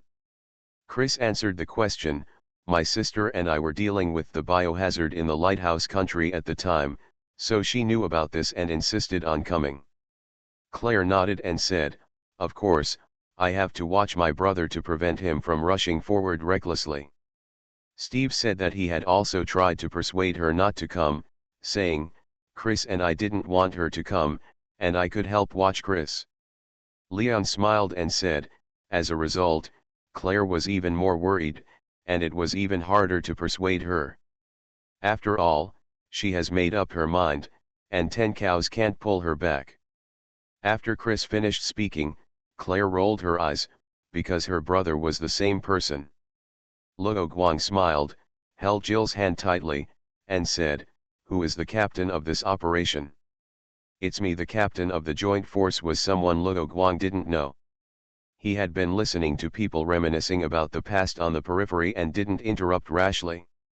My name is Petrus Bomber Maiga, the captain of the United Nations peacekeeping force. Petrus took the initiative to step forward and shake hands with Luo Guang, which showed his respect for the hero. Luo Guang said, next, you should go to the scene to take a look, right? Stay alert. I wonder if there are any fish that have slipped through the net. Yes, the higher UPS notified us to block the area. Although the enemy destroyed the base by itself, we must confirm that there are no parasites that have slipped through the net. It would be best if we can find some relevant research materials to facilitate our development of targeted insecticides, etc. After Petrus finished speaking, Luo Guang asked again, what is the situation outside now? The other party was a man of action, and replied, let's go while we talk. From the other party's introduction, Luo Guang also understood some changes in the world when he was in the institute. First of all, it was naturally the impact brought about by Wesker's death. Most of the Mechani in the world fell to the ground and twitched at the same time, and finally died. But not all Mechani died. There are still some Mechani that are not under control and survive. Of course, there are also some parasites without hosts. These things still threaten human survival, so BSAA and other countries or organizations have not yet relaxed. As the flood receded, the countries that had actually fallen were also exposed, so the United Nations now had a very important problem that needed to be solved urgently, that is, how to deal with these fallen countries. If there were still survivors in those countries, it would be easy to deal with them. If there were no survivors, what would be done with the remaining territory? And even if there were still survivors in those countries, how would they rebuild their homes when the number of people was sharply reduced? How would they protect their countries from invasion by other countries? However, these things had little to do with Luo Guang and the United Nations forces on the scene, and they were not something they could solve. The entrance has collapsed, Luo Guang said, looking at the gate buried by sand and stones. Leon said, this is normal. I think it's better to ask a geological team to come and detect it before digging. He was worried that the self-destruction program of the Institute would destroy the entire Institute structure, and there were also records of earthquakes in the East African Rift Valley, so for safety, it was better not to dig rashly. Of course, they don't have the tools and equipment to start digging, so Petrus said, indeed, our current equipment is for fighting, so let's stay here for the time being and make sure there are no enemies in this area.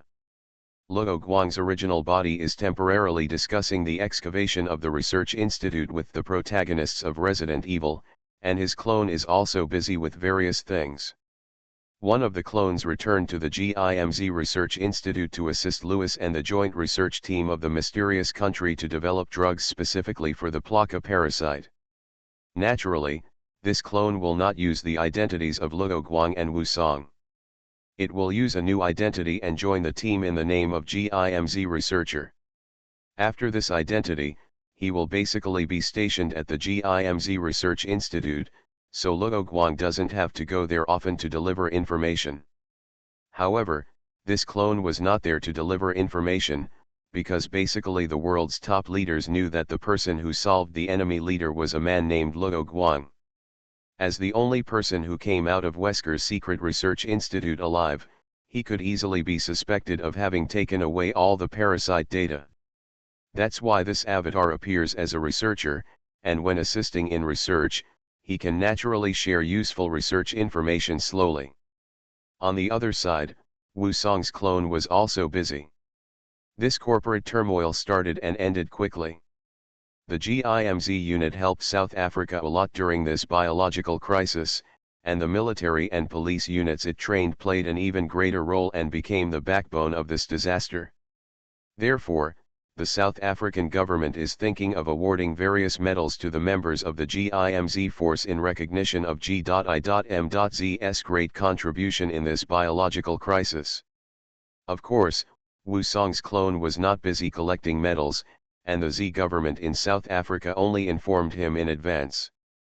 Finally, the medal should be awarded after the domestic parasites are completely resolved. Wu Song hung up the phone with the South African president and let out a breath. He took a sip of the warm water handed over by Kaidi and asked, "How is the situation of the various teams and assisting troops?"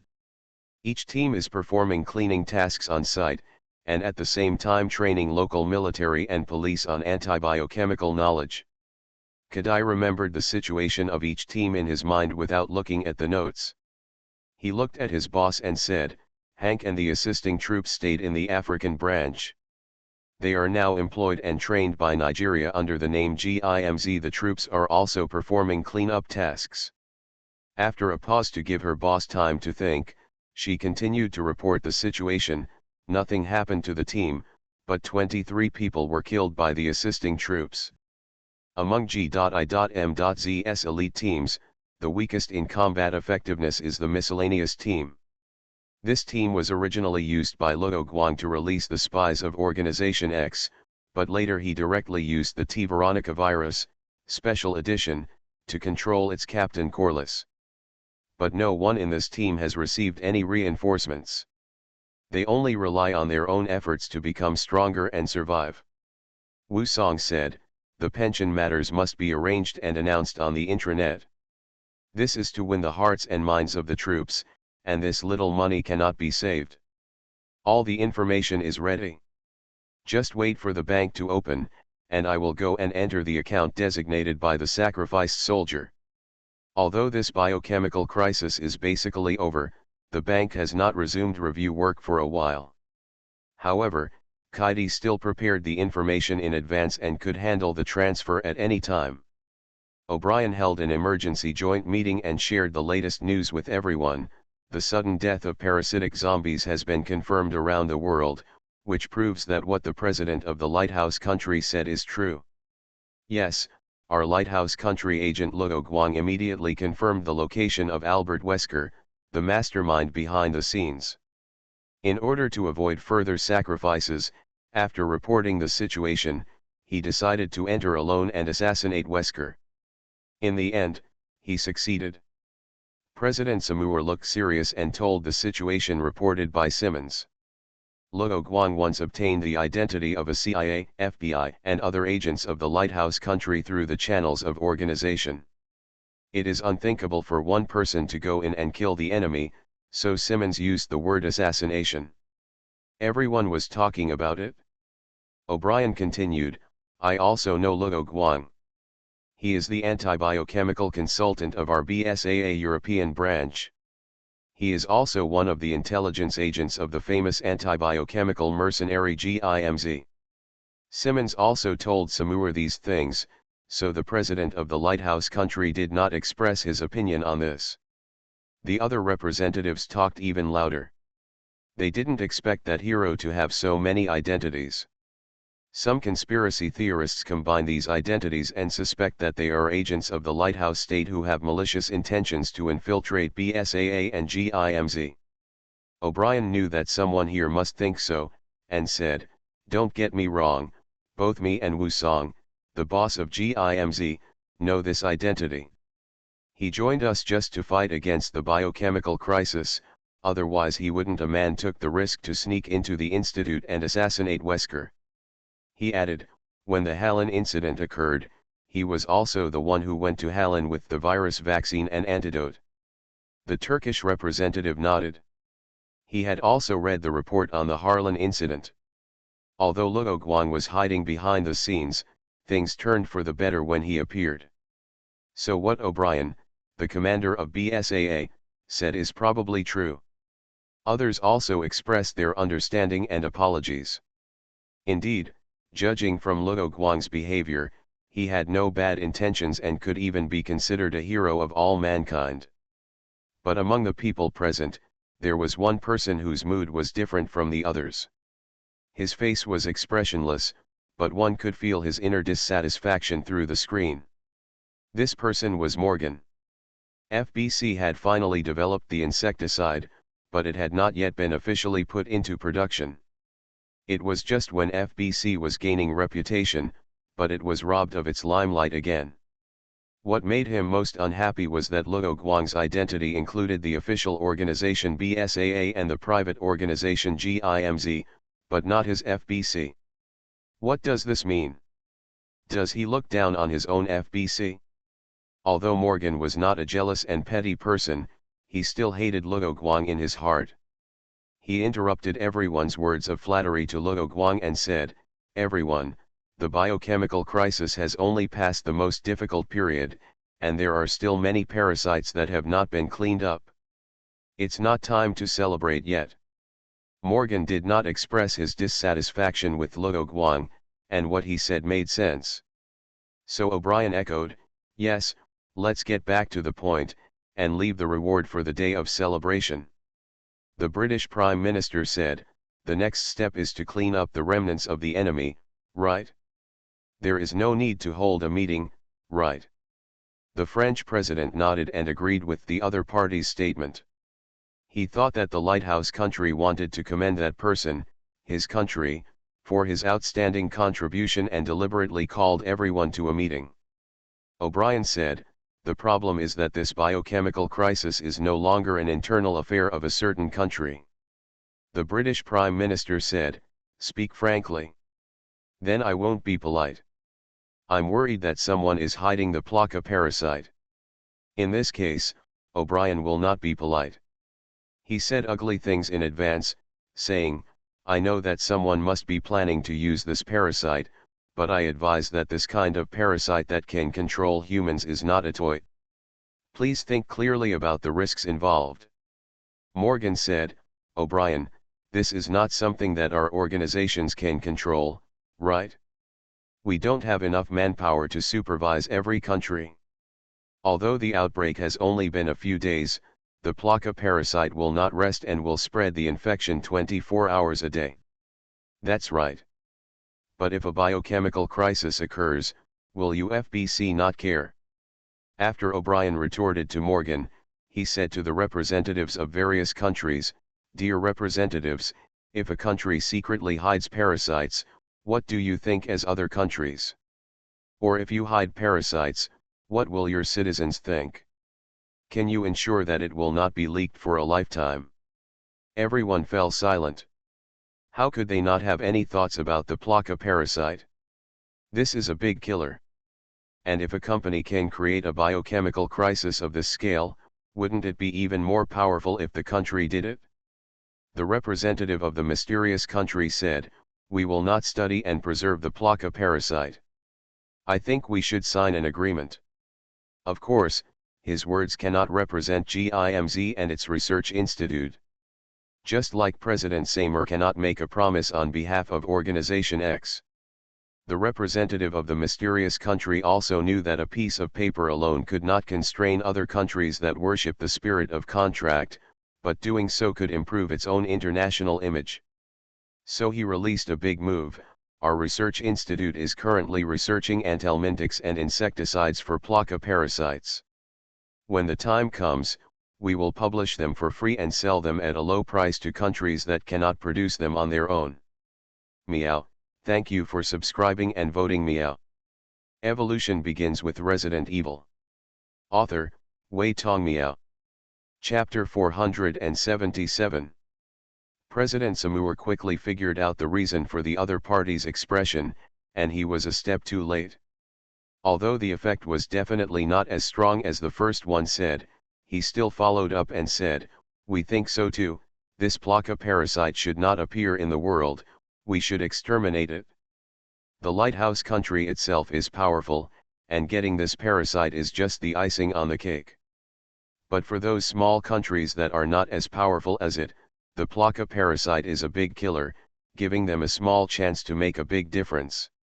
This parasite is different from viruses.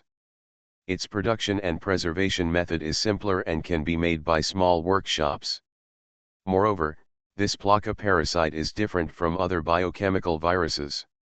As long as the controller does not take the initiative to launch a large-scale attack, it will be difficult for others to discover. European countries have their own ideas in mind, and they want to get rid of the control of the lighthouse countries. But on second thought, relying solely on parasites for change seems a bit fanciful. Their countries are not of the same mind. Cooperating with each other does not mean that there will be no struggle between them. Who knows whether the other party has parasites? In the end, these suspicions are likely to lead to chaos in Europe, which will lead to more losses than gains. If you want to get rid of control, you have to be strong. Therefore, European countries have followed President Samur one after another and expressed their agreement to eliminate the Plaka parasite. Most powerful countries have made this decision, and the remaining countries dare not disobey it. Even if they have different intentions, they will not be stupid enough to raise objections at this time. Each representative voted to adopt this resolution, and then just waited to formulate a specific treaty and sign it. O'Brien started the next topic and said, "Next, there is another thing about those countries that have fallen." The atmosphere instantly dropped a few degrees, and many faces were missing from this meeting. Those people were kicked out of the meeting not because they were suspected, but because they were unreachable and their country had fallen. The Indian representative immediately said, "We can send people to help them rebuild their homes." Sima Zhao's heart is known to everyone on the road. Someone showed contempt, and he disdained the other person's behavior. India just takes a fancy to the land in Nepal and wants to take the opportunity to occupy other people's territory. The lighthouse country is far away in North America. Neither of its two big neighbors has fallen, but several small countries in the Caribbean have fallen. It can be suppressed to death with one hand, but the cost of government is too high, and the gain outweighs the loss. After all, President Samur is still a conservative, so he will not occupy the territory of those small countries. He also did not want India to succeed in such a thing, saying, "I object. This matter should be left to the United Nations for overall coordination and mutual supervision." O'Brien had this intention and said, "I have a preliminary idea here. Form and send peacekeeping troops to confirm whether there are survivors in those countries, and at the same time eliminate those parasite zombies. After all, the fall does not mean that all citizens have turned into zombies, and there are still people who go out to travel and so on." He did not mention BSAA, but used the name of the peacekeeping force, because he did not want to stand out. Their BSAA cannot be responsible for such a big thing. As soon as he finished speaking, the Italian representative asked, "What if there are no survivors, or the number of survivors is very few?" He told the situation in the Vatican is not big. Our troops quickly completed the inspection. There are no living people there. Oh my God! God, please bless those who sacrificed their lives to enter heaven. Several representatives were Christians and prayed for those who died there. The Vatican is not big, but the result of this handling is likely to set a precedent, so O'Brien said, "These matters can only be discussed at the future United Nations General Assembly, and I cannot answer them." Everyone knew that this topic was a bit sensitive, so they skipped it and returned to the previous issue. They began to discuss how to support other countries in completely solving this biological crisis and so on. O'Brien ended the meeting, returned to the office and started making phone calls non-stop. The person he is looking for is Wu Song, the boss of GIMZ. "Hey, good evening, Boss Wu." Luo Guan controlled the clone, curious as to why O'Brien was looking for him, and said, "Commander O'Brien, what's the matter? The situation is under control, but there are still many things for me to deal with in the future, so I will get straight to the point. Please tell me. I want Luo Guang to serve as BSAA Africa Minister. This is not a problem. He and I have more of a cooperative relationship, and he is also your consultant now." Luo Guang wondered if this kind of matter could not be discussed directly with him. The minister is different from the consultant. If he becomes the branch minister, he won't have so much time to travel around. This will definitely affect your GIMZ business. O'Brien really wants Luo Guang to take up the position of director of B.S.A.A.'s African branch. In order to convince Luo Guang, he planned to convince two people first, namely the boss of GIMZ and Luo Guang's girlfriend Jill. Luo Guang asked through the clone's mouth, "Why him?" Luo Guang has no experience in managing such a large organization. "I needed someone who was familiar with Resident Evil and could be trusted to sit in this position and help me rebuild Africa," O'Brien said. The African branch of BSAA can be said to be the branch with the most serious losses in this company turmoil. There are only a few basic combat troops left, and only 7 people are left in the elite team. Hank and Shiva rescued 5 people from the training ground created by Irwin, including 2 people from the Alpha team and 3 people from the Delta team. There is no mistake here. The people of the Alpha team were also rescued, and they were not infected with parasites. It was Irwin who used inertial thinking to make the Delta team mistakenly believe that the Alpha team was parasitized by parasites. The battle does not allow for the slightest hesitation. After the Delta team fired the first shot, the mistake could not be reversed. The remaining people were able to survive because Shiva and others arrived in time and intervened in the battle to resolve the misunderstanding. However, the killing of the 2 teams still caused great harm to the hearts of the survivors. It is still unknown whether these survivors will return to their posts later. The remaining 2 survivors are naturally the 2 crash survivors rescued by Luo Guang and others at the river port. Wu Song received this information from Hank and replied to O'Brien, "He doesn't have as wide a network as you do, and the reconstruction work is not easy." He continued, "BSAA is not short of money. After this incident, your power will become greater and there will be more sponsorship. You don't have to have him, right?" O'Brien said, "This was in the past. Although it has not been announced yet, Luo Guang will be famous in the future. At that time, he will naturally be able to recruit enthusiastic people. Money alone is not enough." Then he told what happened at the conference. Luo Guang was a little surprised when he heard it. He told Simmons that he would deal with Wesker just to be on the safe side and ensure that Wesker could be dealt with in the end. He did not intend to make himself famous. After that, the other party did not assign him any tasks, such as asking him to do publicity, so he was kept in the dark. Simmons did not have any conspiracy.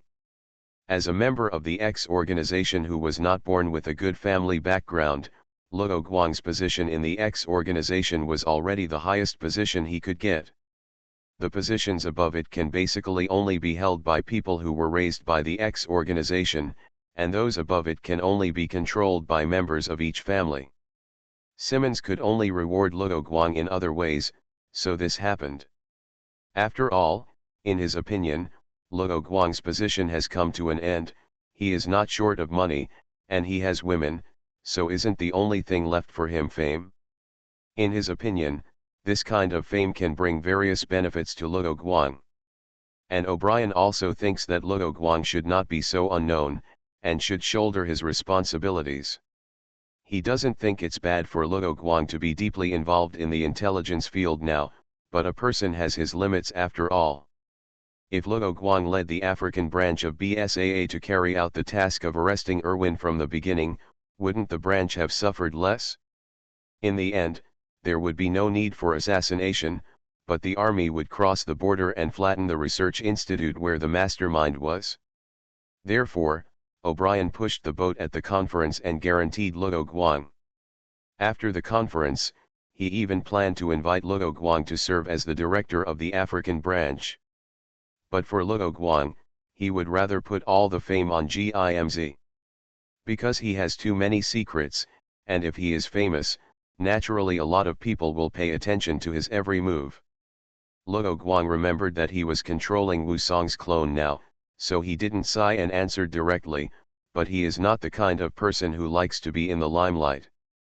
In the company where he worked before crossing, the first bird to stand out often had a bad end. I know, but our BSAA needs him. It's not easy to say too much with Wu Song's identity, so he replied, okay, I have no problem here, it depends on whether you can convince him.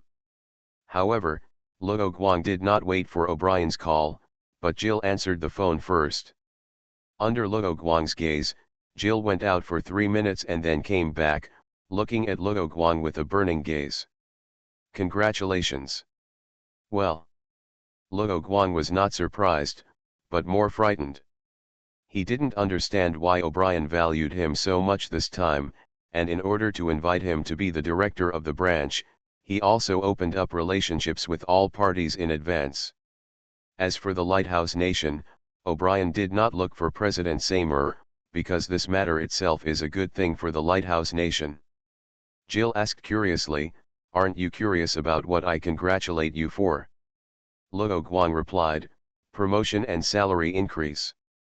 Jill looked bored and asked, did Wu Song just call you to tell you? O'Brien told her that he had found the boss of GIMZ to explain the situation and obtain the other party's consent, so she immediately realized where the information was leaked.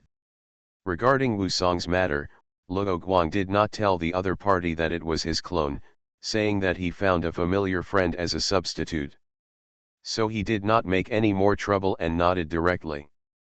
Jill knew that Luo Guang, as a slacker, must not be used to staying in the office every day, and as the director of the European branch, she must not resign rashly to accompany him. But she finally decided to help O'Brien persuade Luo Guang. Jill repeated what O'Brien said, and then said, I think he is right. The African branch has been hit hard, and your GIMZ troops have performed well, so the head of the African branch must be replaced by a respected person to take charge. Not only that, she continued, moreover, Africa can be said to be the base camp of Wesker and his team. Later, the African branch will definitely help search the entire Africa to confirm that there are no other parasite research institutes left. Luo Guang had resistance in his heart, which was related to his habit for many years, to be respected is to promote me. But Jill noticed that Luo Guang did not directly refuse. Rather than resistance, she felt that the other party was more like struggling whether to take this first step. Luo Guang himself was a social animal with smooth edges before crossing over, and crossing over to get the system would not make him directly become the kind of person who pursues strength. So even if he got the system at the beginning, his only goal was to escape from Raccoon City. He never thought of deliberately infecting the T virus, let alone looking for the G virus. As he slowly integrated into this world and encountered various things, he had the idea of protecting others and wanting to become stronger. But he just ran to get involved when he saw the biochemical crisis incident, and did not have the idea of actively becoming stronger. Even if he did not deliberately pursue it, with the help of the system, his personal combat power was far beyond the standard a long time ago. Even though Wesker's physical fitness surpassed him this time, he had no intention of running away. He habitually kept a backup plan. Although he still looked weak, a strong heart had already taken root in his body. And now he might only need a slight push to blossom and bear fruit. Jill said, "Are you worried?" Luo Guang replied, "This is different from fighting. I have to be responsible to all parties when I sit in that position. I believe you." Jill took himself as an example and said, "I can do well in this position of minister now, but it is beyond the expectations of Chris and Barton." The two looked at each other, and Jill said, "You are better at these than me, aren't you?" Luo Guang recalled his life, and it seemed to be true. Before he crossed over, he was just a worker, and his life was only to be commanded and work, which could be ignored. But he founded the GIMZ unit. Although he often acted as a hands-off manager as the boss, the fact that GIMZ is doing well now is also a reflection of his management ability, isn't it? You're right, Luo Guang agreed with the other party, but I don't want to be separated from you forever. Emotionally and physically, we can't be separated for too long. But Jill was also reluctant, but she was willing to sacrifice herself for the anti-biochemical cause. So after that, I can only let you take maternity leave. Huh, Jill was shocked by Luo Guang's words. She couldn't understand why the topic suddenly became like this, and her face turned red.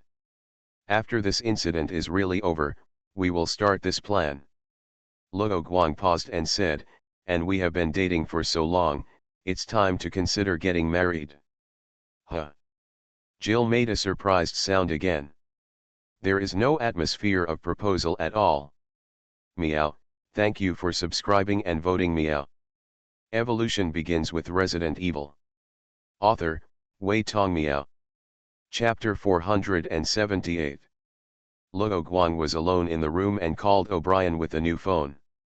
The previous mobile phone was broken, but fortunately the phone card was fine, otherwise he would have had to ask the Red Emperor to get him a virtual number. You really put a lot of thought into this, O'Brien. You actually asked Jill to lobby me. He put on an attitude of asking for help. O'Brien was silent for a while, and finally said slowly, Jill has already told me what you agreed to via text message. This is revenge for Gil's previous revenge. Just because I said yes to Jill doesn't mean I agree to your invitation. You haven't convinced me personally yet. As long as he is not embarrassed, the other party will be embarrassed, so Luo Guang activated the inequality skill. O'Brien had never seen this inequality attack before. He was worried that Luo Guang would superficially agree, then throw the blame to himself, and finally refuse to serve as branch director so that he could explain to Jill. So after he considered his words, he said, in addition to the 2 reasons I asked Jill to convey, there are other reasons. Luo Guang knew that the other party must have other reasons, and they were probably related to what he wanted to do after taking office. Africa has the largest number of countries destroyed by parasites. Although it is not our B.S.A.'s responsibility to deal with those countries specifically, we still need to detect and clean up the remaining parasite zombies. Luo Guang didn't speak because the other party hadn't finished speaking yet. O'Brien continued, when the time comes, peacekeeping troops will appear, and there will be a mixed crowd. BSAA branches from all continents will definitely send people there. I feel more at ease with you here. There is Chris in the Americas, Jill in Europe, and people he trusts in Asia and Oceania.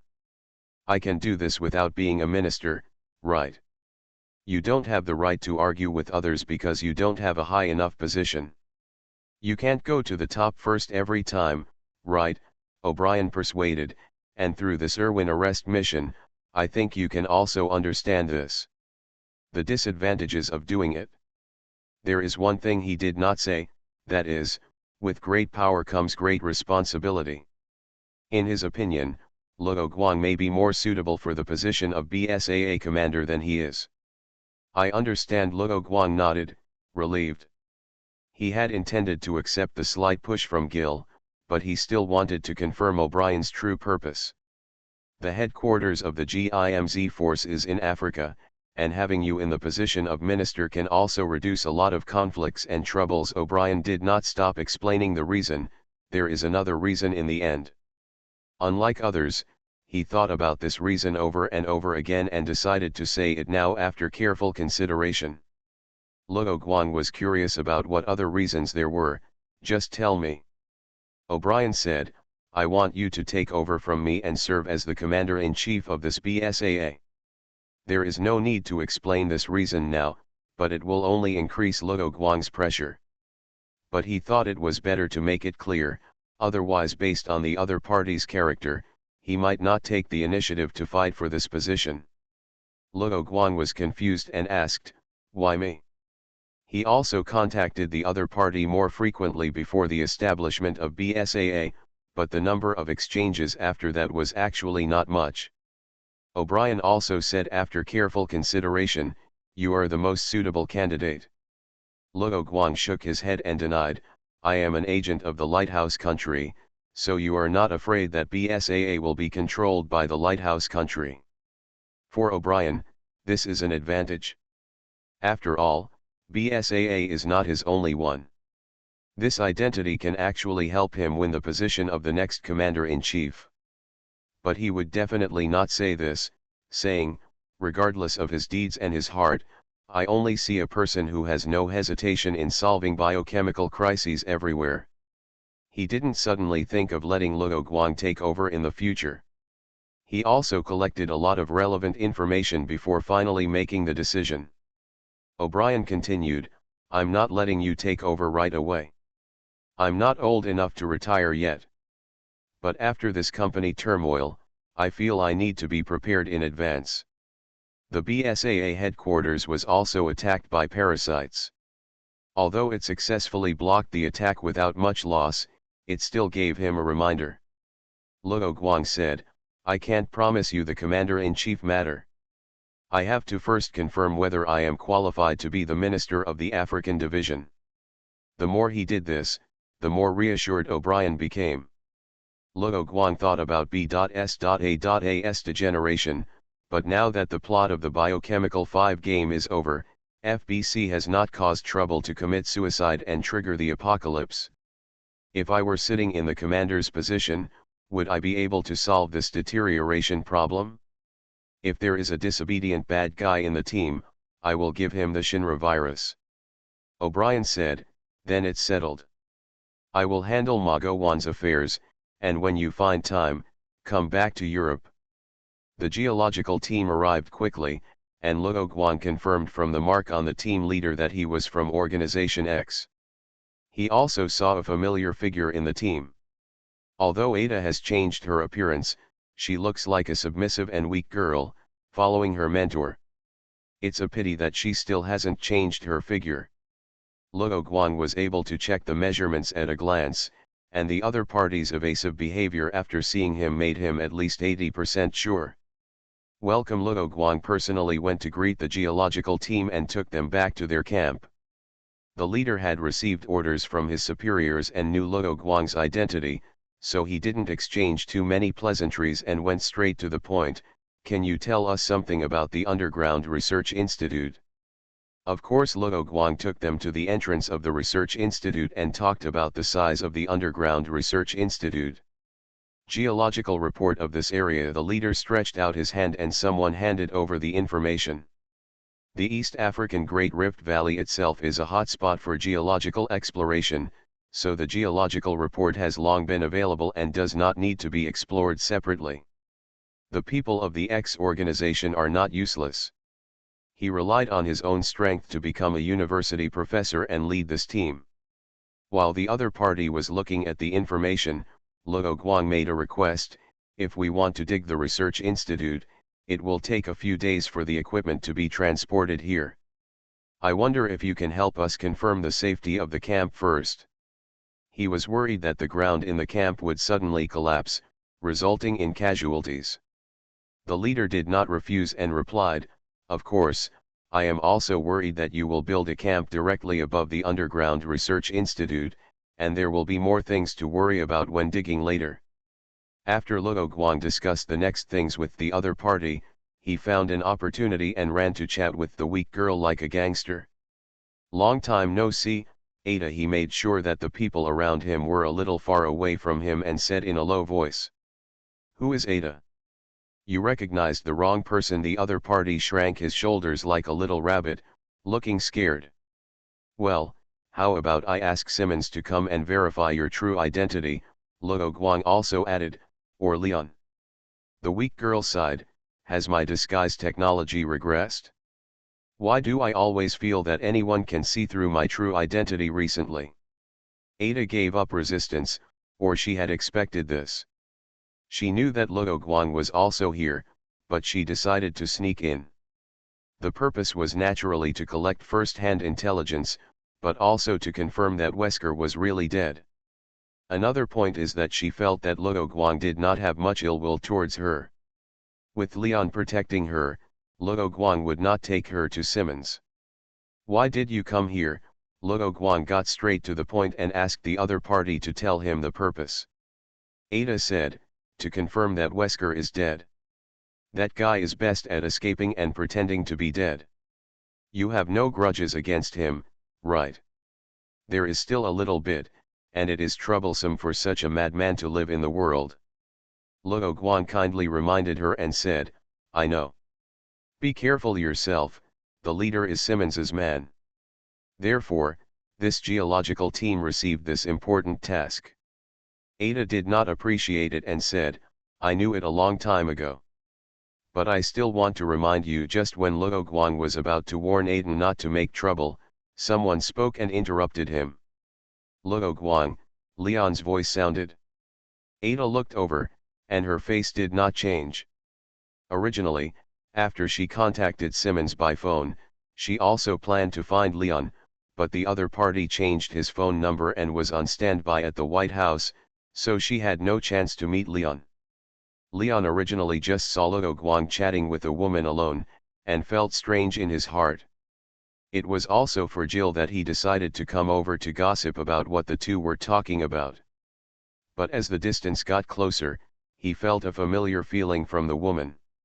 He looked at the woman, with a little uncertainty in his tone, and said, "Ada." Guessed right. Before Ada answered, Luo Guang gave the answer first. Leon showed a vigilant look on his face, and his body muscles were tense, as if he was going to arrest Ada if he disagreed with her. Luo Guang smiled and patted Leon on the shoulder, saying, "You guys chat slowly, don't make too much noise. Don't be so nervous, there are other people around." Ada looked indifferent, and did not run away while Luo Guang was away. Leon asked seriously, "Why are you here? Is it for the Plaka parasite again?" Ada looked around and replied, "The Plaka parasite is a hot potato now. Anyone who gets it will be hunted down by the whole world. She would not be stupid enough to do such a thing, no matter how much money she gets. There are still fools in the world, but there are no fools among those who know her, so naturally no one would ask her to do such a thing." Looking at Leon, who had not let down his guard, Ada repeated what she had said to Luo Guang before. Leon immediately asked, "Is it because of this? Then there is no need for you to come here in person, right? We will definitely announce the situation in the end." Looking at Leon, who didn't trust her, Ada still felt a little hurt, but considering what she had done, she couldn't be angry, so she could only reply silently, "Luo Guang didn't ask me these questions just now. If you don't believe me, you should believe him." Leon sighed deeply, and his tense shoulders relaxed. He said, "That's because I interrupted your conversation, and you also know how large the scope of this company Chaos is. If Wesker is still alive, I'm sure the Lighthouse country will use nuclear bombs to raze this place to the ground." He believes in Luo Guang, and he hopes that he can trust Ada directly, but he has suffered a lot from the other party, and he doesn't want to be used by the other party again. Leon still has some psychological shadows, and he is alert reflexively. Ada vaguely felt a hint of concern from the other party's words, but did not show it, and said, "Tell you something." After confirming that Leon's eyes were on her, she spoke out, "After this biohazard incident occurred, I also contributed part of my strength. Part of the information Simmons told you was provided by me." There was a look of surprise on Leon's face. He was at the scene listening to the intelligence collected by Simmons, and thought it was collected by the force behind the other party. "But you and him?"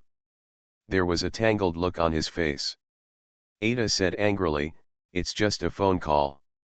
Meeting Simmons is like a sheep entering a tiger's mouth and never coming back." "Hey, Li Mei," the team leader has to arrange a task. Just when Leon wanted to ask Ada how she was doing during this time, someone came to disturb her. "I'm here," Ada shouted to the girl, and then said to Leon, I'm going to work. Let's talk later when we have time. The woman looked at Leon curiously and whispered, I didn't expect that Li Mei would be attracted by that handsome guy. Ada waved her hands repeatedly, looking shy. Things at the Excavation Institute quickly got on track. Upon seeing this, Luo Guang handed over the supervision of things here to Jill and the others, and went to Europe alone. Before he can take office, he has to go through some procedures.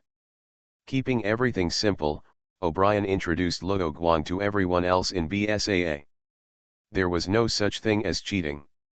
Everyone was very enthusiastic, and they were also very curious about how Luo Guang assassinated Wesker at that time. Luo Guang was talking nonsense. Since the other party didn't know the specific situation, he made up a Splinter Cell-style stealth story. Saying goodbye to those people, he went downstairs with his identification documents and prepared to drive away. By chance, he and Ma Guowan met in the parking lot. To his surprise, the other party did not yell at Luo Guang for losing such a position, but instead congratulated him frankly. Normally, Luo Guang shouldn't expose other people's wounds, but he is not afraid of true villains, but of hypocrites, so he has to confirm the reason for the other person's reaction. This is not the same as before. The environment he is about to face is more complex. The struggle between people is no longer about swords and swords, but about the sophistication of the world. Luo Guang said in a confused tone, don't you hate me for taking your place? Ma Guowan shook his head. When he first received the order from O'Brien to return to the headquarters, he actually had a bad feeling in his heart. His performance in the African branch was already remarkable. But the problem is that Irwin is related to the biohazard known as the Corporate Rebellion. More importantly, under his responsibility, most of the branch soldiers died, making him the biggest loser in this biohazard. Of divisions. He said, it's my fault for not being prepared. It's my fault for those soldiers who sacrificed their lives. If it weren't for Luo Guang, more people would have died, so he was very grateful to him in turn. It seems that I am not suitable for antibiochemical work, so leaving this position may be a good choice. Luo Guang thought for a moment and asked, then what are you going to do next? Ma Guowan hadn't thought about this clearly yet and said, I don't know either. O'Brien said that if I want to, I can work in other departments to study. Luo Guang nodded and said, in that case, why don't you stay in the African branch and help me? Meow, thanks for subscribing and voting. You are listening to Novels at Bless Up channel. Wish you happiness and luck. Please subscribe to receive new novels. How do you feel about this novel? Please like and leave a comment. Evolution begins with Resident Evil. Author, Wei Tong Miao. Chapter 479. After Luo Guang finished handling his duties, he did not stay at the headquarters for long. After buying a new mobile phone, he left Europe with Ma Guowan. The previous mobile phone was only temporarily borrowed, and he returned it when he returned to Europe. Ma Guowan finally agreed to Luo Guang's invitation and decided to stay in the African branch to help, in order to learn antibiochemical knowledge from Luo Guang. He had fallen into the error of empiricism before, treating the antibiochemical crisis as an ordinary military operation and not paying enough attention to it. There was a reason why Luo Guang chose him to help.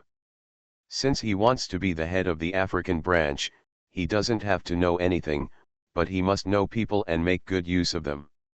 Ma Guowan's ability in diplomatic administration is quite good, otherwise O'Brien would not have let him serve as branch director. In addition, he has been working in Africa in the past few years and is familiar with the situation here and can directly get started.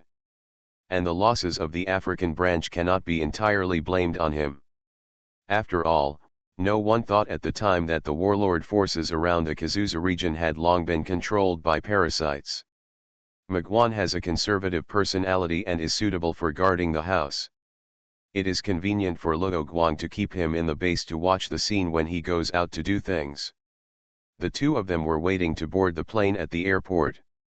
Luo Guang inserted the mobile phone SIM card into his new phone and opened it. After a while, he received various messages. Fraudulent information is not popular nowadays, and there are not so many leaks of personal information, so these messages are all sent by people Luo Guang knows along the way. Most of these people sent him congratulations or messages of thanks, such as the text messages sent by Sam B and others from the Benoi Island incident, and Lindu, whom he met in Raccoon City.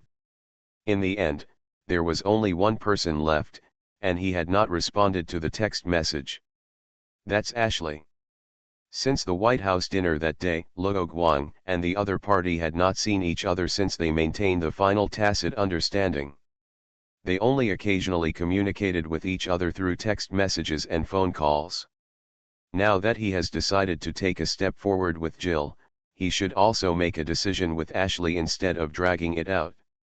I hope this period of time can wash away her feelings for me, maybe between us, Luo Guang said silently in his heart. When a woman chases a man with a veil, which man can resist the pursuit of a gentle and beautiful woman? Luo Guang composed himself, replied that he was okay, and asked the other party if he was okay. We are all fine, Halavi protected us. Halavi was Ashley's personal bodyguard when Graham was still president. Personal bodyguards are generally close confidants, and naturally they will not be assigned the important task of President Summer after President Graham abdicates. Rather than wasting time in an insignificant position, it would be better to be transferred directly to continue the bodyguard mission. Of course, the security capabilities of the former president are definitely not as good as those of the current president, but they will not be the main target, so it is enough. I am ready to get married. Luo Guang typed the sentence on his mobile phone, but his finger stopped on the send button. My dad said you saved the whole world, this is amazing. Ashley's text message was sent first. Luo Guang deleted the previous paragraph and replied thank you. Just as he was thinking about what to say, Ma Guowan came over and reminded, Minister, it's time to board the plane. I'm about to get on the plane, let's talk later. After sending the text message, Luo Guang took his luggage and boarded the plane to Africa with Ma Guowan. Hello, Minister. Standing at the door of the BSAA Africa branch building, Shiva and a group of middle and high-level cadres were greeted. After all, Hank is from GIMZ, and he is still on a mission, so there is no need to come over immediately. Luo Guang let the middle management go to work, leaving the senior management to go to the conference room together. He sat in the main seat of the conference room and entered working mode. On the plane, he had already learned about the current situation of the African branch from Magwan, but he still had to ask each department one by one. It not only expresses the importance to each department, but also allows him to know and understand the ministers of each department. The first person Luo Guang asked was Xie, the acting head of the War Department. Originally, the minister was concurrently held by Captain Dan of Alpha Team. He survived, but his mental state was not good, so Shiva was temporarily acting as the deputy. Shiva told the situation of the combat department with a somewhat unnatural tone. The elite soldiers rescued in the ore processing plant are still receiving treatment, but it is not clear whether they will be able to return to their posts in the end. There are 2 more people who have applied to retire, so there are only 33 of us who still maintain combat effectiveness, including me.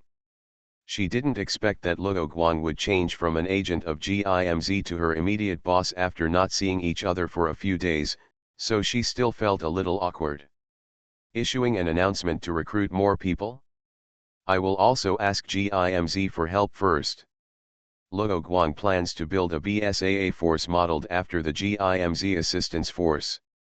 Minister of Personnel Sancho J nodded and asked, are there any special requirements in the recruitment announcement? Generally speaking, BSAA has a set of general recruitment templates internally, but each minister may have his own ideas and preferences, so he must confirm clearly to avoid the first of the 3 fires of the new official's appointment. Criminals, death row is the best. When Luo Guang said these words, Sancho was shocked. What's going on? Their BSAA is not a criminal group. Shiva immediately said, the anti-biochemical troops are also the army, and discipline is also very important. They don't have a sense of collectiveness, honor, etc. She didn't want the combat department that Captain Dan valued to become a den of criminals. Luo Guang had not discussed this matter with Miguan before. So Miguan asked in surprise, Minister, why is this? As a veteran in the officialdom, he naturally would not oppose directly, but would ask indirectly. Luo Guang said, I know you are worried that they will affect the image of BSAA. This is not only about the combat department. The Minister of Propaganda nodded like a chicken pecking at rice. If there are a lot of criminals in our troops, it will be difficult for people to believe them. This is about our image. Luo Guang said, you should have seen the auxiliary troops led by Gimz Hank.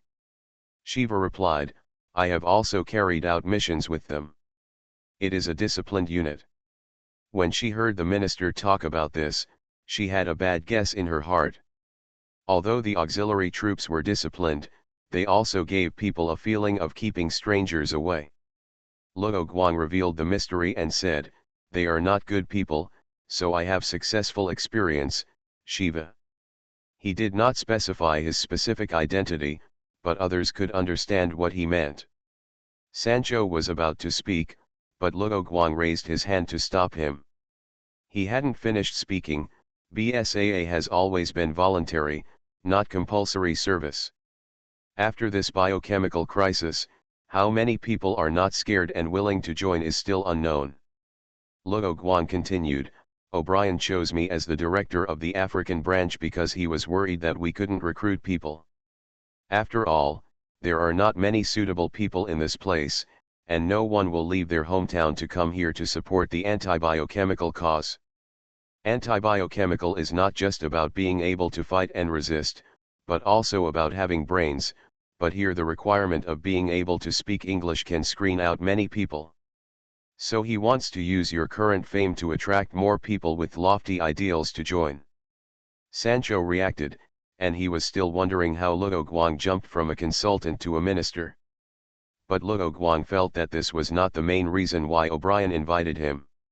Shiva said, but writing these directly on the recruitment GG will discourage other ordinary people and make them afraid to join.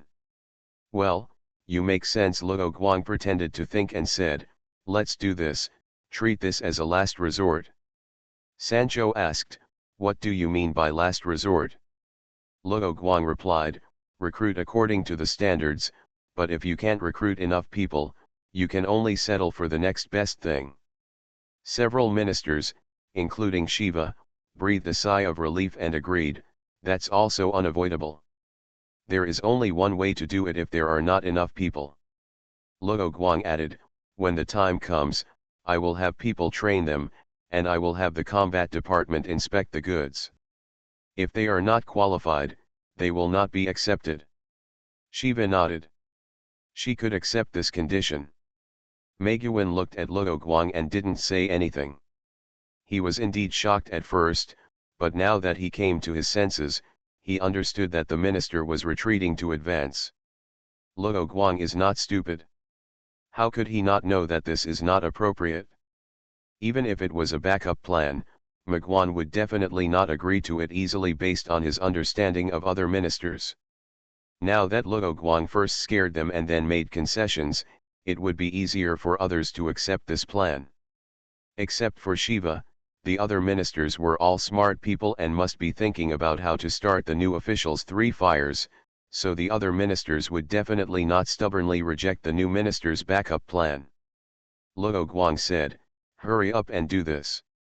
Our next combat mission is very heavy. He turned to the Minister of Finance who had not spoken and said, Minister of Finance, have you calculated the losses? The headquarters asked us to submit a list to facilitate the allocation of resources to each branch. Here is the list. Minister of Finance Cabin Carlson was smart, stood up and walked to Luo Guang, bent over and handed the list to his new boss. Then he added, I have shown it to Deputy Minister McGuan before. That's right, McGuan is now a deputy minister, responsible for assisting Luo Guang. The previous deputy minister carried a gun to the front line and died in the biochemical crisis. Originally, McGuan had already signed, but because of the temporary change of minister, the previous financial aid application was rejected. He heard Cabin's words and his eyes widened. The other party was a familiar friend of his, but he was no longer in the position of minister, so he informed his subordinates in advance and asked Cabin to change the list. But from what the other party said, it seemed that the other party did not change the list. Luo Guang did not reply and checked the list. The meeting room was quiet for a while, and Cabin looked nervous. Minister of Finance. Here, Cabin's shoulders shook and shouted back. Sancho knew in his heart that this was the first fire.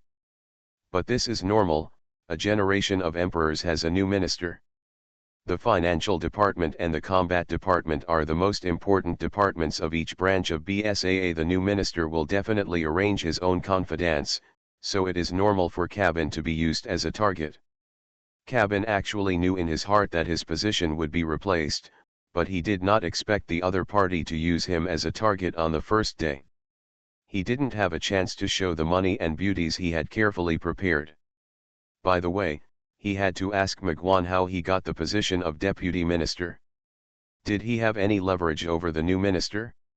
Or was he related to the new minister? Just as Cabin was thinking about it, Luo Guang asked, "Is this list the final version? Is there a problem?" Deputy Minister McGuan also checked it, and he didn't say there was a problem at the time. Minister Cabin was puzzled. McGuan looked disgusted. Why did the other party always mention his name? He was also taking advantage of Luo Guang. If Luo Guang hadn't asked him to assist, he wouldn't have been able to get the position of deputy minister. So he immediately said, "It's been several days since I signed. Has there been no change during this period?" McGuan was more tactful. At this moment, he was still hinting that the other party should admit his mistake and make a new list. "No, the situation has become stable recently, and there is no change." Minister Cabin was still determined. He didn't believe that Luo Guang, a new layman, could see the problem in this list. McGuan thought it was bad, and looked at Luo Guang, thinking that the other party was really not an amateur. Luo Guang handed the list to Shiva and said, "Shiva, take a look at the part of the application related to your department." Shiva took the list with a puzzled look on her face. After a while, she found the problem and said, "Two people's retirement benefits are missing." She held up the list and asked Cabin, "Didn't you see the message I sent you last night?" Cabin was busy preparing things to send to the new minister last night and left work early. Luo Guang arrived this morning, and he didn't have time to confirm the internal email. Cabin's back was full of cold sweat. This matter was originally just a matter of filling it up, but now it has become a fatal mistake. Luo Guang took back the list, put it in front of him, and said, "Not only that, there are also several more people's pensions. The branch has the power to hire personnel on its own, and the headquarters will not take the initiative to verify whether there are real hires. This gives Cabin an opportunity to take advantage of it and get a few people who are not working." Sancho's face was a little stiff. He was also involved in this matter. McGuan sat up slightly and looked at the application list on the table. It was exactly the same as the list the other party had given him before. He whispered to himself, "Is there a problem with the number of people?" As a former minister, he really couldn't remember the people in the entire branch, and he didn't know about the empty salary. Luo Guang heard what he was talking about secretly, and said to McGuan, "Do you want to compare the number of corpses and living people? Or should I point out which people are fake?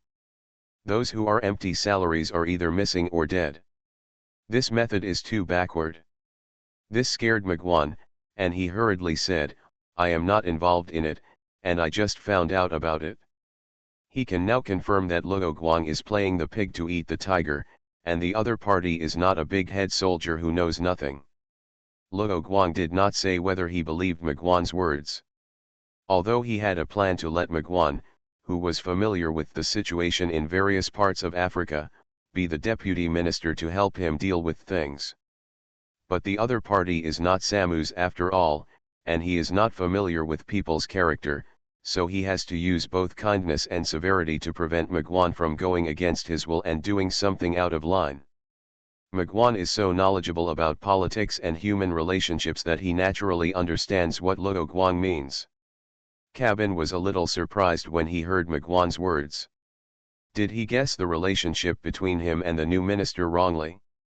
But Luo Guang didn't intend to let the Minister of Finance go, and asked, "Do you have anything to defend?" "This, I have been busy these days and haven't had time to read the email sent by Shiva. As for the issue of eating empty salaries, it has nothing to do with me, it is a problem of the Human Resources Department." Sancho stood up as if his tail was stepped on, pointing at Cabin and yelling, "It's none of my business." "Sit down first, I'm questioning." Luo Guang asked Sancho to sit down first, and he continued to ask Cabin, "Then do you have any other mistakes that you need to confess?" Cabin kept shaking his head and said, "No. There is nothing else, and I am also a victim in these things." Luo Guang sighed, he took out a stack of information from his backpack, asked Miguan to distribute the information to others, and then said, "Minister Cabin, please explain the things in this photo." Meow, thank you for subscribing and voting meow. Evolution begins with Resident Evil. Author, Wei Tong Meow. Chapter 480. Miguan was holding the information in his hand, and he was shocked and terrified. This information was all evidence of Cabinet's corruption, and the photo was taken the day before yesterday, but he and Luo Guang only arrived here this morning. That is to say, Luo Guang had sent people here to monitor and observe the senior executives of other branches early in the morning. While thinking about this, he compared the items on the list and realized that the other party took the opportunity to get money from the headquarters to give compensation to other people who were not from BSAA. There were obviously other cheap and good products, and BSAA did not specify suppliers, but Cabinet chose the expensive ones, naturally for kickbacks, and the quantity was also problematic, far exceeding the needs of the branch. Cabinet looked at the evidence in front of him and couldn't think of any excuses for a while. Luo Guang sighed. These evidences were collected by the forces of the Red Emperor and the Donald family. He never fights a battle without preparation. Meiguan, this matter is up to you. Luo Guang looked at the other party and said, "I hope you can handle this matter well and make a new list for me." When Miguan heard this, he immediately understood and began to contact the security to arrest people. "Wait," Cabin stood up and said loudly, "it's unfair." In the end, he could only make this kind of meaningless struggle and was dragged out by the security. Next, he will be handed over to the relevant departments for processing.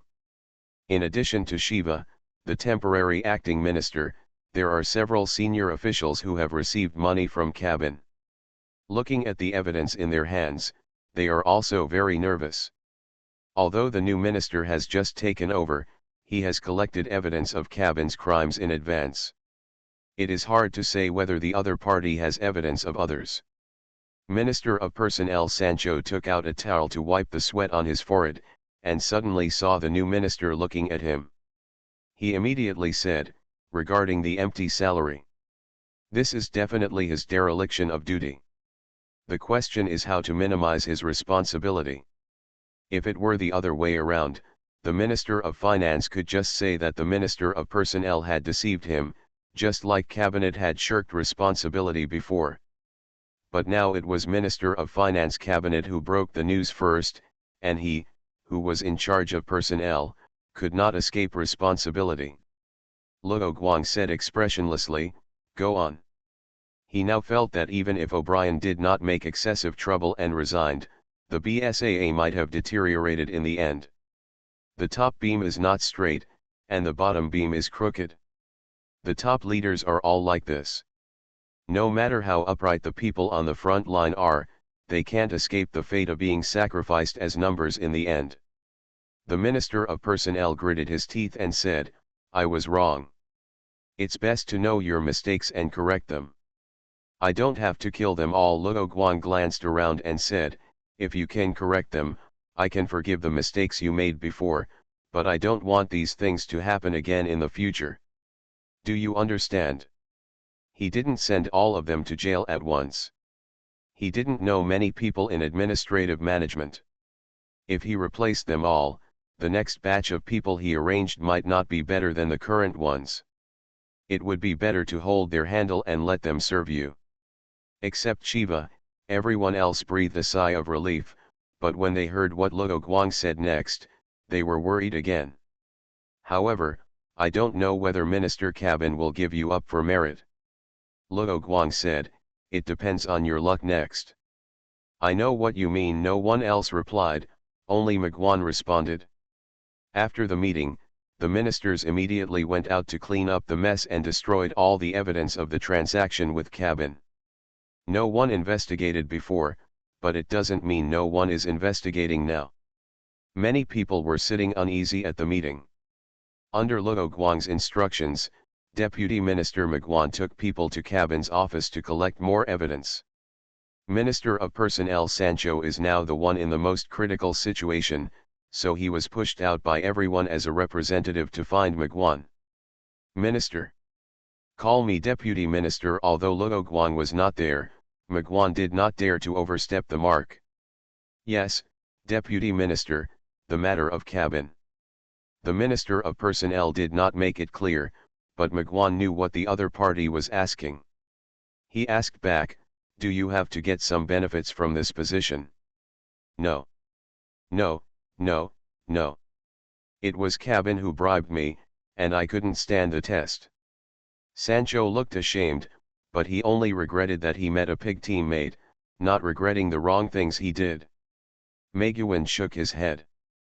The other party did not understand what he meant, so he could only make it a little clearer. He whispered, my suggestion is that if you can't give up that little benefit, it's best to apply for a transfer yourself. The new minister will definitely not let you do such things in the future. Meguin did not go along with the corruption before, but he also turned a blind eye. These things are not uncommon. As long as there are benefits, they will definitely not be cleaned up. So as long as his subordinates can do their job and do these things without being out of line, he can tolerate it. If I resign, many others will definitely leave. Sancho did not give his own answer, but just said another possibility. Cutting off someone's financial resources is like killing their parents. He didn't believe that the new minister would dare to rashly confront so many senior officials. He continued, the African branch has urgent tasks to deal with now. As a newcomer, he must find a way to achieve results. He can only rely on us to help him, otherwise it will be too late when the newcomers start working. So Sancho thought that the new minister would say something like let bygones be bygones. Miguan heard that the other party wanted to win back a city by forcing the palace. But he had already surrendered to Luo Guang. Just now at the meeting, he also found that Luo Guang had been prepared. So Miguan is not working for the personnel minister and other guys, but for Luo Guang, and naturally he is mainly interested in Luo Guang.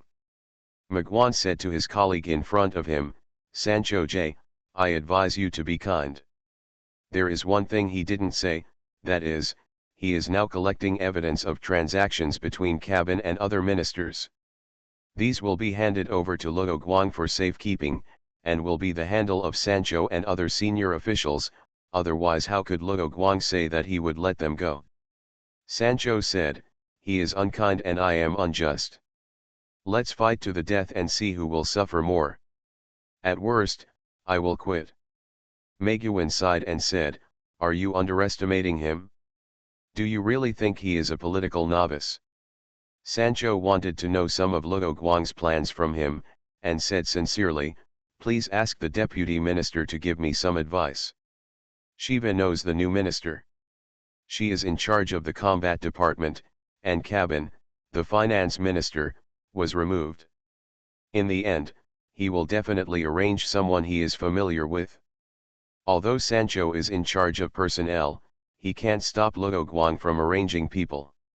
Meguin continued, these two are the most important departments of BSAA, and they are all under his control. As long as these two departments don't pretend to obey, then they can't do the urgent tasks you mentioned. He patted Sancho on the shoulder and said, don't think too much of yourself. No one is irreplaceable. If you don't do it, there are plenty of people who will do it. After that, he left to supervise the work of others. A day passed quickly, and Shiva and Meguin were reporting the situation in his office. Shiva said, the HR department has issued a recruitment notice, but no applications have been received in the mailbox all day. And at each recruitment point, some people asked, but in the end only a few people signed up. Sancho was persuaded by Meguin and decided not to take risks, but he still secretly communicated with other ministers to see how to get rid of Cabin, who had evidence of their respective handles. The situation has just stabilized a little, and everyone must solve their own safety first. Luo Guang held a list in his hand, which showed that those who signed up were orphans, and their families all died in this company chaos. How is the elite force? Josh said he wanted to retire. Shiva's face was sad. Josh was her benefactor, just like her father. If he really wants to retire, I won't stop him. After all, what happened? Cwa shook her head and said, but Captain Dan is trying to persuade him, so the specific list cannot be confirmed yet. Luo Guang nodded and said, that means there is a serious shortage of combat personnel now. Cwa replied, that's right. However, the mission against the occupied countries is mainly peacekeeping troops. We don't need to send all the people. They need to lead the way and be familiar with anti-biochemical hazards. There are still many differences between the main combat missions of the peacekeeping troops and the anti-biochemical troops.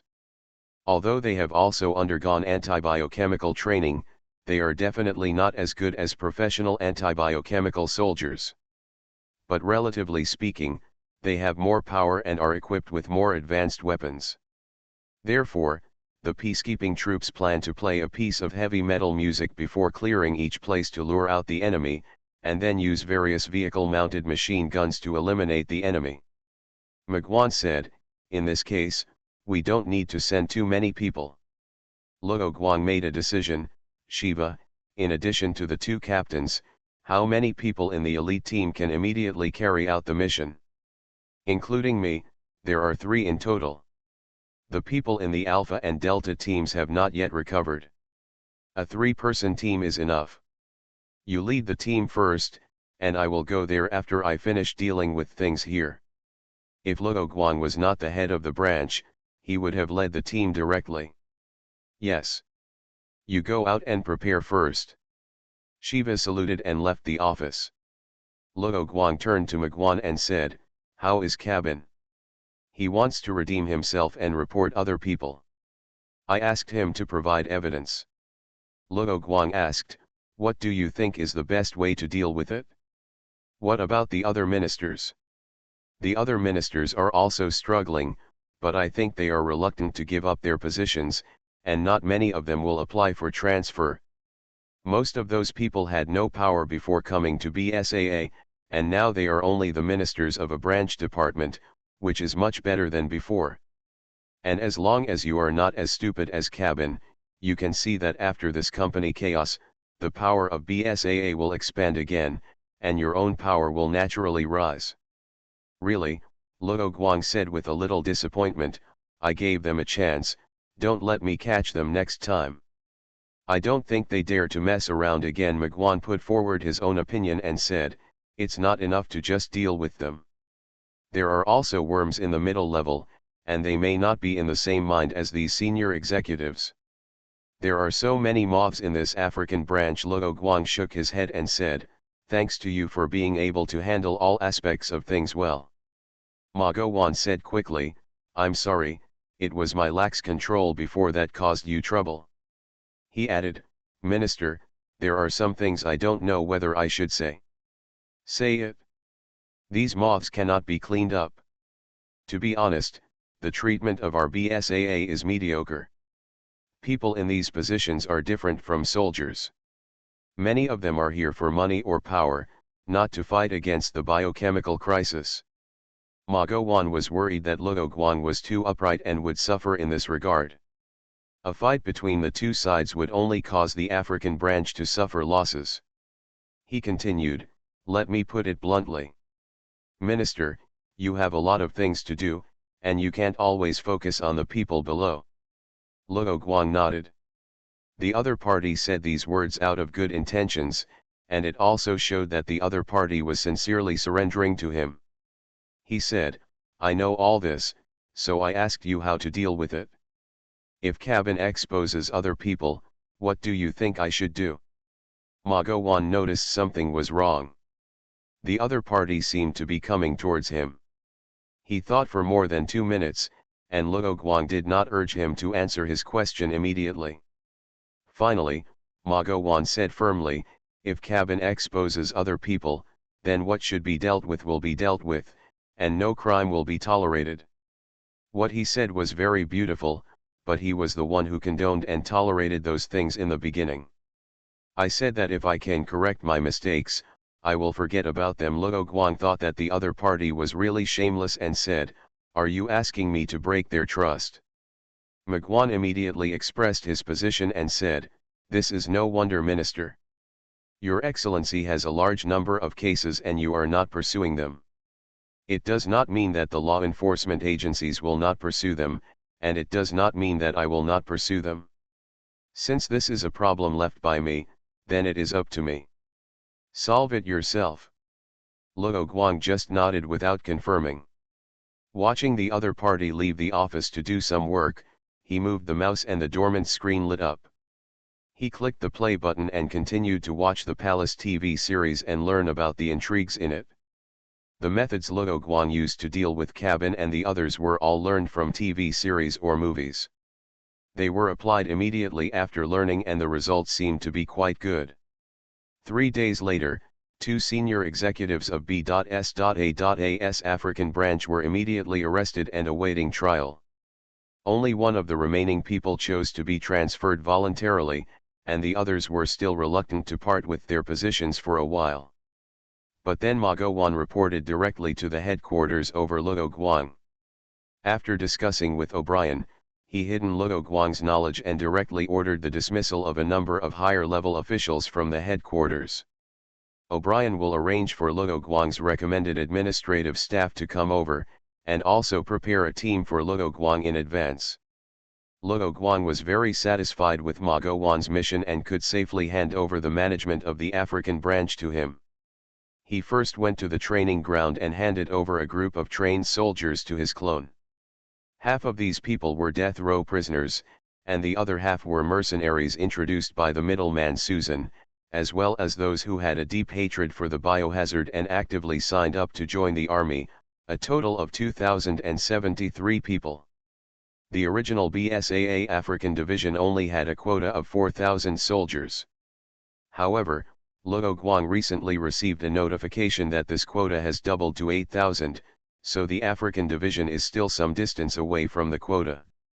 Luo Guang left his avatar at the headquarters to train these guys, while he ran to find Shiva to carry out the mission together. The first is to confirm the situation of the occupied country, and the second is to supervise the peacekeeping forces. He didn't want the research information on the Plaka parasite to be leaked and obtained by other careerists. Meow, thanks for subscribing and voting meow.